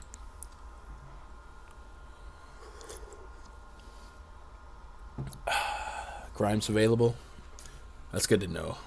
Well, so Grimes was somebody that they gave the entire second half to in that game before Kemba came back. So we'll wonder if they go. We'll see if they keep that same energy. Thibodeau. Danny Avialak. Point per minute guys are Dinwiddie, Montrez. That's kind of it. I guess Kuzma as well. And then maybe Gafford's size is needed here. I think Montrez Harrell might be somebody I look to close some gaps here. He's a guy whose size could be needed in this matchup. And then I had him for 24, about 30 fantasy points. So I don't know his price. Just talking about Bill whole time here, right? Yep. And I just had to go on record and dog Dinwiddie, and all of a sudden the slate was like, oh yeah, you said that, you said that. All right, well here you go. All right, Nuggets hosting the Hornets. Project 35 for the Hornets. LaMelo Ball, Terry Rozier, Gordon Hayward, Miles Bridges, Mason Plumlee taking on Monte Morris, Will Barton, Aaron Gordon, Jeff Green, and Nikola Jokic. We got 230.5 total, 3.5 point spread favor of the home team Denver Nuggets. Charlotte Hornets, man, they run fast. They play good offense. They play no defense, and they create a lot of fantasy glory honey holes. Not glory. Jesus H. Fantasy honey holes for us to take advantage of. I think on both sides we have a lot of players we can key in on. On the Nugget side, hey, goldfish memory here. I'm on my rage no punk. I'm gonna play Nikola Jokic today. 12.2K on DK, 11.3 on FanDuel. My projection brought back over 60 fantasy points on both sites. It is the Charlotte Hornets. I will not play Nikola Jokic against the Charlotte Hornets. This is just not how my mama raised me, right? It's against my religion to fade Jokic against the Hornets. We're doing it. Elsewhere, could we raise our expectations for supplementary Nuggets players that we don't usually play with high level of confidence, namely Monte Morris, Will Barton, Aaron Gordon? For me, I think the answer is yes. In Orlando, I used to love getting Aaron Gordon against fast-paced opponents. A lot of fast break points go his way, stuff like that. Maybe this offense is not quite built like that. They're built to play slow ball with Jokic doing a lot of the ball handling. But I still think Aaron Gordon has a little bit more of a ceiling at this price point, considering the matchup. So I think I do introduce Gordon and Barton into my player pool, and I'll have a little bit more Barton than Gordon. But on both sides, especially on FanDuel 5,600, I think there's some meat on the bone considering the matchup. On the Hornets side, LaMelo Ball's under 10K on both sides. 50-plus fantasy points is a realistic range outcome. You guys saw Shai Gilgeous-Alexander thrive in this spot last night, but they do have all of their players back. This isn't the Hornets of 2 weeks ago, so I do think we have a lot of volatility in who spikes day to day. So usually I set a player group with Melo, Rozier, and Hayward, and I usually say only play two of these three, and I end up getting to like a podium of Melo number one, and then Rozier and Hayward are closer to coin flips.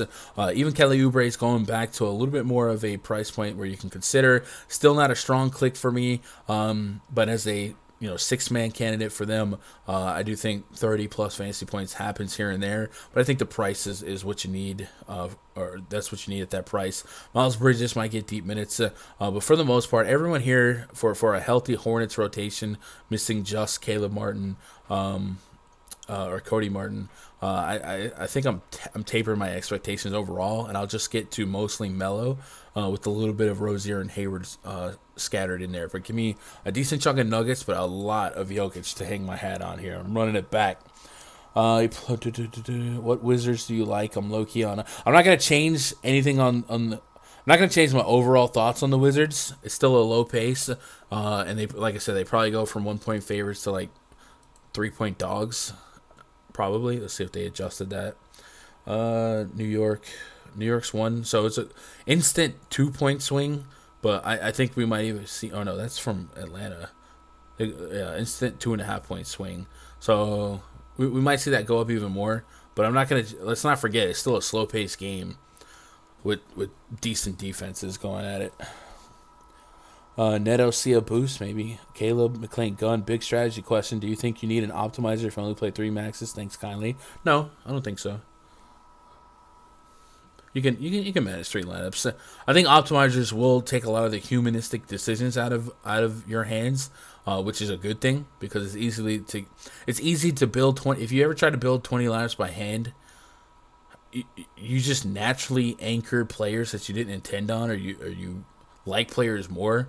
But if you let the optimizer take over, the robot make the decisions, those 2 guys that have a standard deviation of 5, fantasy points, 10, 8 fantasy points, you usually go for the name that you like more. But really the right mathematical decision is to divvy them up a little bit more evenly, and also to consider ownership. And I think the optimizers help us accomplish that. But that's more for 20, 50, 100 lineups. But in 3 lineups, I don't think you need it.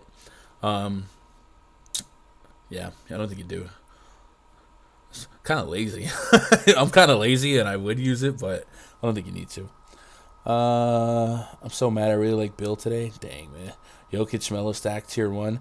Definitely I think Jokic could still be a guy I tier 1. We'll see. I still might tier 2 him, but I think I tier 1 with all the value on this slate. If I can get access to a guy that I have leading the slate in fantasy points by almost 10 versus the next guys, I probably still get to elevated ownership, especially since it's the Hornets. So yes, probably tier 1 Jokic, but I don't think I tier 1 LaMelo because there's a lot of competition for LaMelo in the 9 to 10K price range at point guard, and it's namely a guy named DeJounte Murray, who I'll love quite a bit, who is not in the Denver altitude, and he's not as volatile with guys like Rozier. Hayward could take over. LaMelo could also get in foul trouble, and we've also seen him get benched at times, and the rotation is pretty deep, deeper than it has been. So I'm just saying I'm not going to get wide-eyed on LaMelo as a tier 1 play. Probably a high tier 3, mid tier 2. Can win 20 max without optimizers. You can win 20 max without optimizers, but if you have a guy that's 60% owned in your 20 lineups and news comes out 6 minutes before a lock that makes that guy a less great play, it's a lot harder to adjust 20 than it is 3. So you can, but I wouldn't do it. 20 max I use optimizer. Playing 100K to first on Fanduel, what would be the right way to think different with your lineup? Well, you would have to look at ownerships, man, and kind of decide on some of the high-owned guys that you want to be a little bit different, and a lot of low-owned guys that you think have a ceiling. And I'll let that lead into this next game. Before we do that, take a pause for the cause, do 2 quick plugs, and then we'll get back into the action. I guess the first plug we'll do is one. Let's talk about the year pass. If you guys aren't signed up for the full year next year yet, if one of your year passes this year, or your season pass is about to end, check out the year pass, $649 for the entire year 2022, with a $150 voucher towards Fantasy Cruncher. So if you are using Fantasy Cruncher, we're talking about using optimizers, $150 towards one of their subscriptions, which would essentially make the year pass $500, which makes the monthly rate go to like low $40 per month. So I think it's a really good bang for your buck. But we also have week passes, $20 to try the week pass, see what you think. And then also check out PrizePicks, man. PrizePicks is a great site to offset some of the stress of the news that this slate will offer. So many games and so many guys that you never heard of a week ago or haven't heard about in 3 years on the slate. If you just want to ignore that headache, I think the bigger the slate, the better the opportunity to play on PrizePicks is, because not only do we deal with the news, but so do they. And from what I could see, it's like 1 or 2 guys handling the news as it comes. And I think we can react a little bit faster. And projections are a little bit stronger on some guys than we've seen over there. And we've seen a lot of opportunity for success. And every day in the Discord, Raj isn't on the stream. Raj hit another, 4-pick yesterday for $1,000 on PrizePicks last night. Every day in the Discord, I'm seeing you guys smash. And the slate like this, where you get 22 teams of players, there's always going to be softer pricing, and you get to remove the headache of having to deal with players with 150 lineups or guys getting scratched throughout the night, stuff like that. So I highly, highly, highly recommend using PrizePicks. If you sign up, you haven't signed up yet, use code GUNDACKER. When you do so, they will double your first deposit up to $100. $20 becomes $40 instantly, no slow drip. $100 becomes $200, and you can start up to 10xing your money ASAP on some picks. I have a tab in the spreadsheet called the Player Props tab. You guys can cross-reference my projections versus their projections, and usually I like to key in on the fantasy points. We've already discussed a couple opportunities to attack some lines when news comes out. Like when we got the Bradley Beal news, the first thing I did on air was go look at some Spencer Dinwiddie numbers. Now, they'll take them down when they get to it, but if you act fast, you can get to it before they do adjust it, and you can maybe make some money. Did they put up new Dinwiddie numbers yet? Dinwiddie. They also added a search bar yesterday, which is really good. They took out all the Dinwiddie, but it took them a minute to do that. So, so I like looking at a couple of gaps. Did you guys have some favorite PrizePicks plays on deck here? I think I would look at some guys that I project, that I know I always project higher than them. One of the guys I almost always project higher than they do is DeJounte Murray. They got him at 46 fantasy points. I got him over 50. I think 46 is one of their better numbers yet. I still think there's a little bit of meat on the bone, just based on the matchup that the Lakers offer. Another guy that I don't mind is Franz Wagner. His fantasy points would be interesting if we got Cole Anthony and Wendell Carter out. But I do think after yesterday, the Magic have been priced up a little bit better. Gary Harris, we got him at 22 yesterday. Easy play today. Would be a little bit closer to a good line at 27, but there's still room for the over. Anyone standing out here that looks like a big gap from one side to the other? Kyle Lowry's pretty cheap at 37.5 fantasy points. Sadiq Bey at 29. Everyone else looks pretty appropriate. Drew Holiday at 42 is interesting. What do I have Drew for? Drew's been Mr. 40-50 since Giannis has been down, and does get a matchup that projects to be closer. I got him for 47, so I got a little bit of room on the bone, meat on the bone for the over. Devin Booker for 38. If you guys think this game stays close, I love that, and we're about to talk about that. I got him for 40. That's tight. That's on the nose. That really comes down to that game stay competitive. What else we got? We got Cat against Utah. I'll probably sit that one out. Jokic is at 57. I got him at 60. So some of these on the surface project 26 for Aaron Gordon, man. I might be a sucker here. I got him for 33. So that's about a 7-point discrepancy between my projection and theirs. Talked about the Hornets being the Hornets and the matchup being what it is. I might be there. Arizona Jarvis says Morant got a tough matchup with Golden State coming off injury. Yep, rank these three best to worst. Ja Morant, Brunson, Lowry. Probably Brunson, Lowry, Ja Morant. I don't use optimizers, and I've won my share of 20 max tournaments. I hand build 21 lineups every night.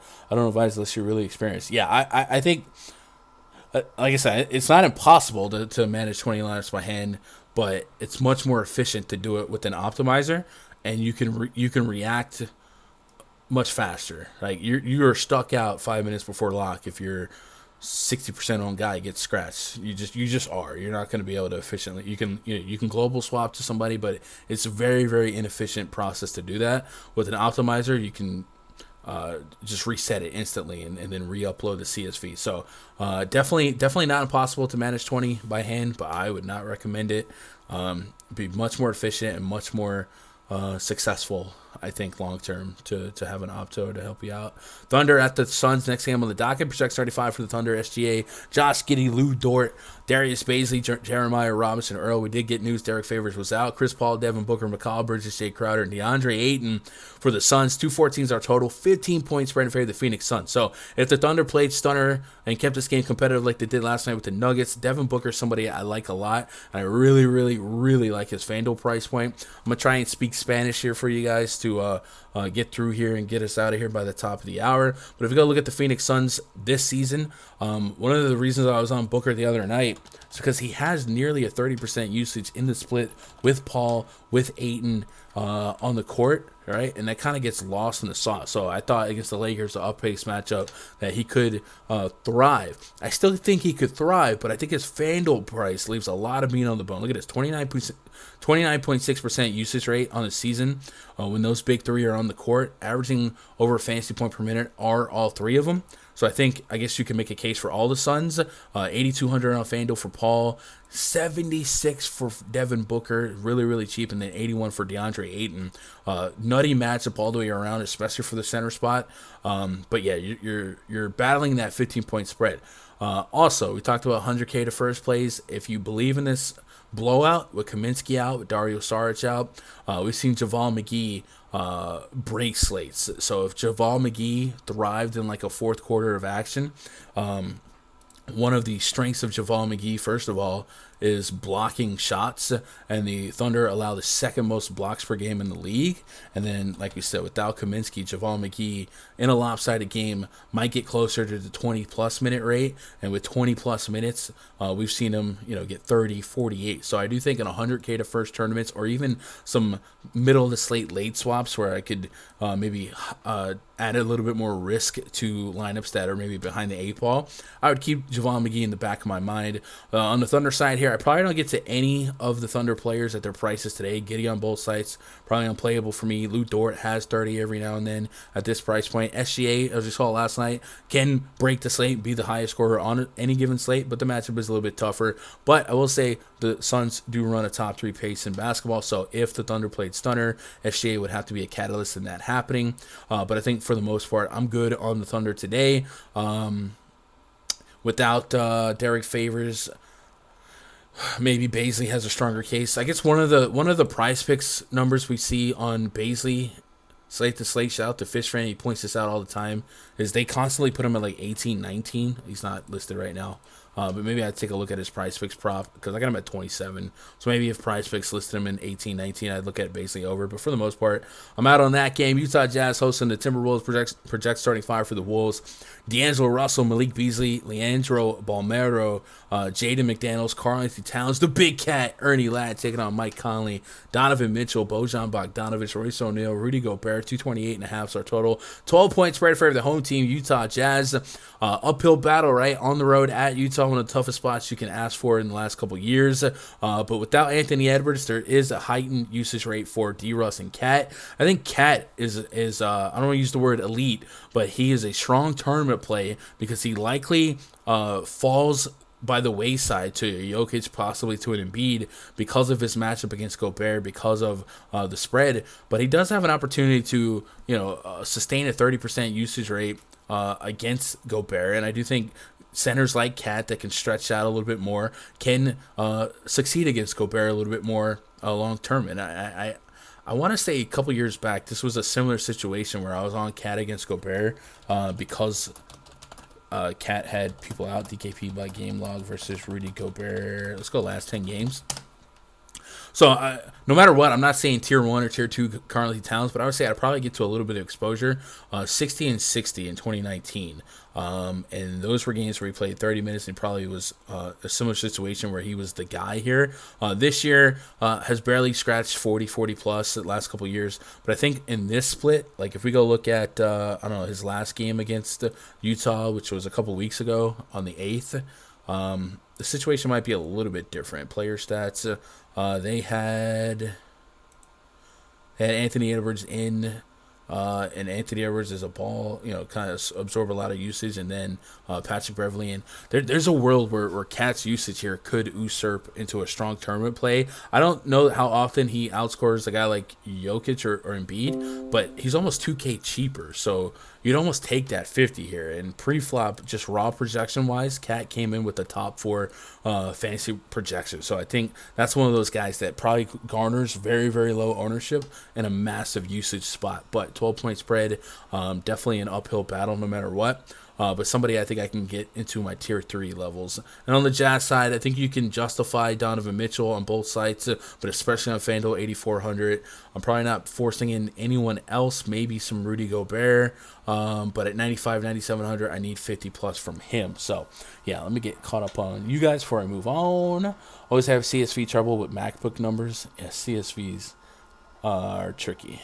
Booker, a lock for me, my favorite play of the slate. Let's go Arizona. Brooklyn, 21 handbill lineups. Yeah, that's tough. Who's your favorite small forward in between 7K and 6K on FanDuel?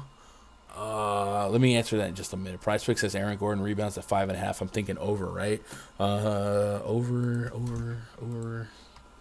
Aaron Gordon, 5.5. I have him at 7. So yes, I would be in on the over. All right, next game on the docket. Warriors hosting the Grizzlies. Project 35 for the Grizzlies. John Morant, Desmond Bane, Dylan Brooks, Jaren Jackson Jr., Stone Cold, Steven Adams. It's going to get you one board. What? Taking on Steph Curry, Gary Payton, Jonathan Kuminga, Draymond Green, Kevin Looney. We got 217.5 total, 5.5 point spread in favor of the home team, Golden State Warriors.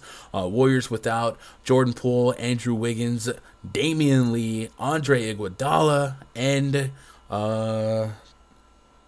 yeah, that's it. So no Iggy. Picks up an opportunity for Kuminga and Otto Porter. Kuminga started that last game for him. He got injured, and Otto Porter played a lot of minutes and benefited from those minutes. And I think in this case, again, I would expect some decent run for Otto Porter here. 29 minutes is what I'm leaning on early on. I think he could be a point per minute. And off the bench, you probably is a more lucrative play, less overlap with Steph and more usage running the second unit. So Otto Porter looks like a really nice value play for me here from this far out. JTA and Bielisa also in the conversation. JTA 3,500 on DK. Could I get to 25 plus? I think it's very viable.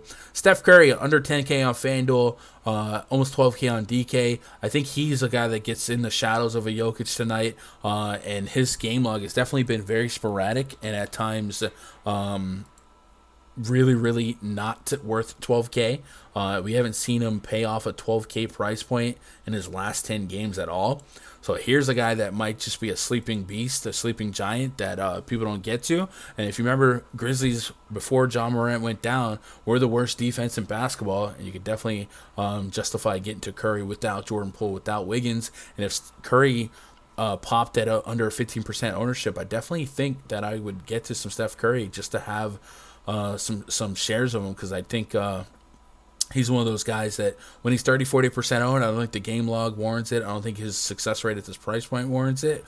But I do think we can't forget his ceiling. We can't ignore how many people are out that if this game does live up to a 5.5 point spread, which is what we're looking at, Steph Curry could be 50, 60 fantasy points. So maybe way more of a FanDuel play at 9.7, but still in the pool for me on DK, just a little less. I'd probably sit around 10%, maybe 10, 15%, and we'll see where that is relative to the field. Draymond Green on both sides in the conversation.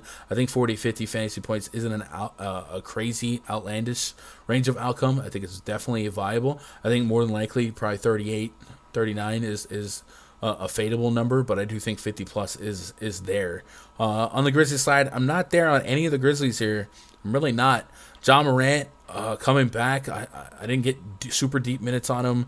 I do think they're pretty well managed in terms of minute rotations. And I think on this slate, I just lean the other way. If you wanted to get to John Morant as the catalyst of this game staying competitive, we know Morant likes to play up against opponents. Maybe this is one of those spots you can take advantage of that. But I really don't think I get to any Grizzlies with any level of confidence. So that's where I'm at on that. And then we have one game left on the docket. Chat, my bad for running a little bit over. We got 71 likes. If we can get to 100 likes, that'd be awesome. And maybe, just maybe, sometime tomorrow we'll do a preview of the Christmas slate. But main event tonight, the Spurs at the Lakers. One of my favorite games to target on the slate. Project 35 for the Spurs. DeJounte Murray, Derek White, Doug E. Mick Buckets, Keldon Johnson, Jakob Poeltl taking on Russell Westbrook, Wayne Ellington, Taylor Horton Tucker, LeBron James, DeAndre Jordan, 225.5 total. Home team Lakers favored by 1.5. LBJ, Russell Westbrook, life without Anthony Davis. Westbrook's under 10K on FanDuel. Definitely a looser path to 50, but there is a world where he gets to 50. And then LeBron James has been absolutely on a different planet this year. And last game, you can make the case thinks that if Taylor Horton Tucker and Isaiah Thomas started making some shots, this assist rate goes from 2 to like 8 to 10. They were like 2 for 20 plus, something like that. And it was a tougher matchup against Phoenix. So this matchup a little bit closer. We've seen the Lakers and the Spurs play a few times this year. One game was without LeBron James that went to double overtime, and neither of those games had LeBron James point blank period. So LeBron could be a really viable late night hammer that gets you a shot at 50-60 fantasy points. Right now I have LeBron for player projections. I have LeBron as the third highest scoring fantasy projection pre-flop. So I'll start tightening the screws on projections here as we get closer to lock, but definitely somebody I can get behind as like a late night hammer. Not necessarily, I think he's a great points per dollar play, but with so much value that we already have and value that it's likely to open up, I think I can overpay for a 50-60 as the last game on the slate. But speaking of 50-60 last game on the slate, DeJounte Murray, 9-9 on Fanduel, 10.3 on DraftKings. Man, the homie just keeps on cooking. And if we're going to get him a matchup against the top, two-pace team in the league, the Los Angeles Lakers. Lakers are number 1 in pace right now. This is just a massive upside spot. Lakers have been bleeding fantasy points to opposing point guards all year. And a guy like DeJounte Murray in the bright lights against LeBron James, I definitely like his potential. 2 games against the Spurs, he's averaging 60-plus fantasy points. Remember, one of those games was double OT. But I do think just matchup and if you're not a believer now of DeJounte Murray, man, I don't know what else you need. DKP by game log versus Lakers. Let's go last 5 games. We're just really going to key on the last 2. The last game individually was 60 fantasy points in 38 minutes. Is 38 minutes a little higher than what we might expect him to play? I think I put 35, 36 on him. But no matter what, I mean, he's just nutty right now. So I do like DeJounte Murray quite a bit. He'll be at least a tier 2 for me, and on FanDuel I might flirt with getting to 40+% of them as a potential late night hammer. Derek White's kind of stretching the limits of comfort at his price point on both sides. Yahoo PrizePicks 66 on DK. I can get behind that. I do think he could be 7K in this spot, and I'd still be there. So at 66, I'll take the inferred discount, and I think 6 to 7K at the center spot is no man's land, considering how much value we might have at center today and what we're paying up for at center. So I think the mid-tier guys just get lost in the sauce. Same could be said for a guy like DeAndre Ayton, right? And then, yeah, that's what I got on this one. So give me a little bit of Westbrook on FanDuel, a little bit of LeBron James, a lot of bit of DeJounte Murray, and a little bit of Yahoo PrizePicks. And that is our slate, 11 games. It's time to strap down and absorb news, and I will be doing that with the crew in the RunDFS.com VIP Discord, but I will tackle some of the questions while I'm here. So if you guys are hanging out with me for a little bit, like I said, help me out with these likes, and then let's tackle a couple of questions here, and then we will get out of here, and I'll get into the Discord. So looking at the chat real quick, Miles Lux says Kuminga will get a lot more run too. I agree with that. Gunn, what's your biggest phase on FanDuel tonight, or play that you'll be under the field on? So I have not absorbed ownership projections yet to really speak on what I'll do. So I don't want to lead you astray here, but I will be talking about ownerships in the next hour or so in the Discord voice chat. So then I'll be able to announce some of that. But I can't, like, you know what I'm saying? Like, I don't know ownerships to say where I'll be against the field on. White Nose says, when stuff like that happens, do we just play him on FanDuel? Like Garland on DK yesterday, 7.2 on FanDuel. Who was a play on FanDuel and the number 1 lineup yesterday, same for Curry.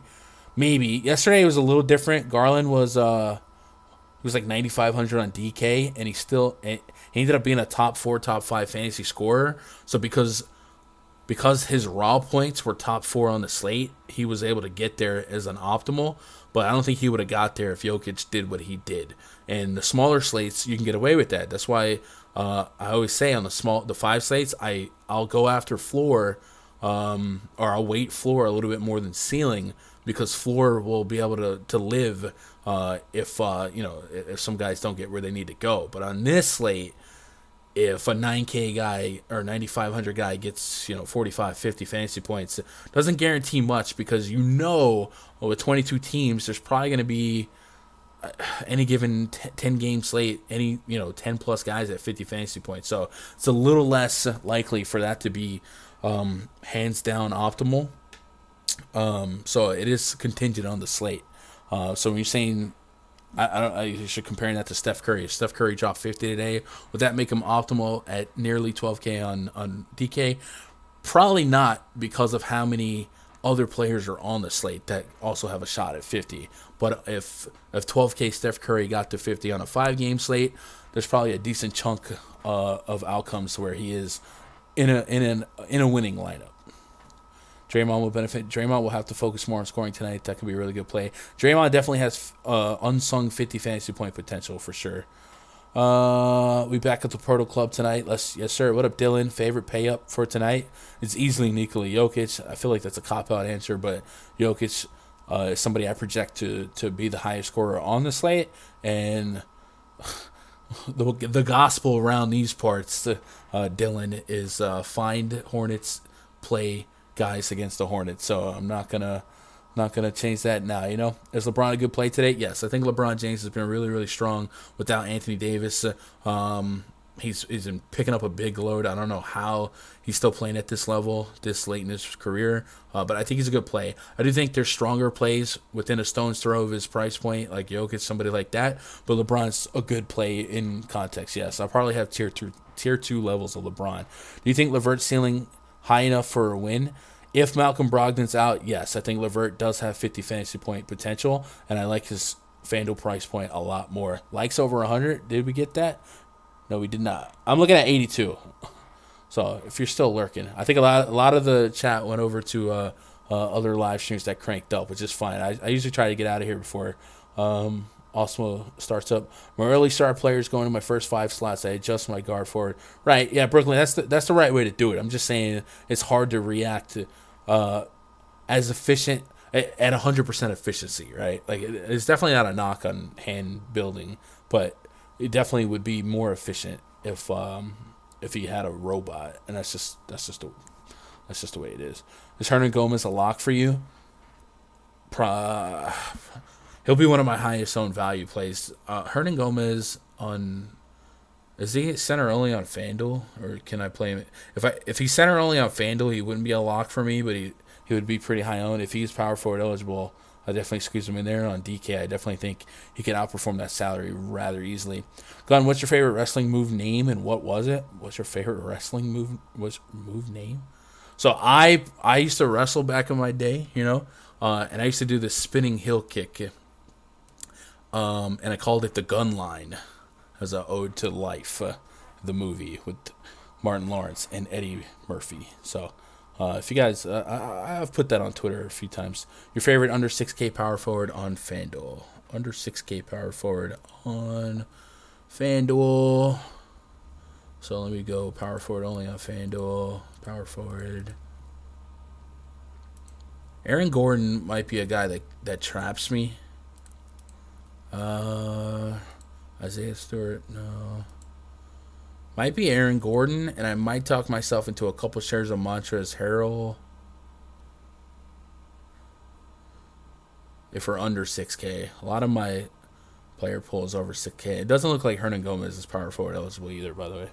Ranked him Gun, Murray, Curry, Ball. God dang, bro. The whole slate. DeJounte Murray 1. I want to say Drew Holiday 2, Steph Curry 3, LaMelo Ball 4, and Westbrook 5. Dinwiddie or Wright 1v1.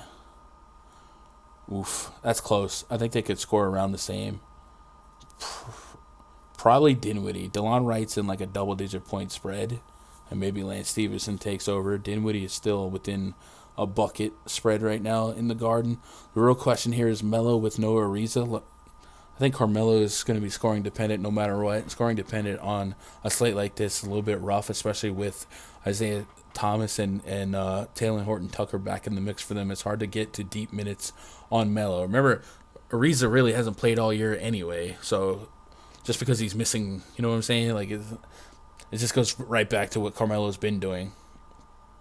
Tell him about the Gun Line, boss. Yes, sir. Gun was out here. You already know. What about Sabonis? I think Sabonis' FanDuel price is a little bit more obtainable. DK, I'm not really there. Hernan Gomez is power forward eligible. Is he? On FanDuel? Power forward center. Oh, you're right. Yeah, so Hernan-Gomez would be my favorite power forward play on FanDuel. Not even close. Favorite Lakers other than LeBron and Westbrook? Oof. Projection-wise, THT if he hits shots, but I don't have any other Laker at a playable tag. Maybe Melo or Taylor Horton Tucker, but they're both going to be shot dependent. If I knew like a Howard would get decent minutes against the Spurs, I might look at Dwight Howard, but the Lakers are really, really rough around the edges here. Kuzma with no Beal. Kuzma does average over a fantasy point per minute without Beal, but I don't know if it's enough to make him a priority. His usage also spikes. Again, I'm not there in that game much, and I would assume that the implied point total for the Wizards only goes down without Bradley Beal, so I'm not going to get short-sighted here. Chat, I got to get out of here because I got to get into the Discord. If you guys want to be part of the Discord, go hit up rundfs.com. Get your $20 week pass, man. Just get in there, test it out, see what you think. And then I'll be in there in the voice chat up until lock for the next 2 hours. And then maybe we'll bleed over a little bit, talk some late swaps, talk some ownerships. Always talking strategy, and there's always people looking at news and all that good stuff. So good way to grind down up until lock, man. Otherwise, if I don't see you guys before Christmas, I hope you guys have an amazing Christmas Eve tomorrow, an amazing Christmas. Hope Santa brings you everything that you get. I appreciate you guys making part of my day be part of your day. I hope you absolutely tear it up tonight. If you do, let me know. Twitter.com/Gundacker. I'll try and get some type of content out there for Sunday or Saturday's Christmas slate. So look out for that. But yeah, man, I appreciate you guys. Hit that thumbs up on the way out. Good luck. God bless. And go win all the money. All of it.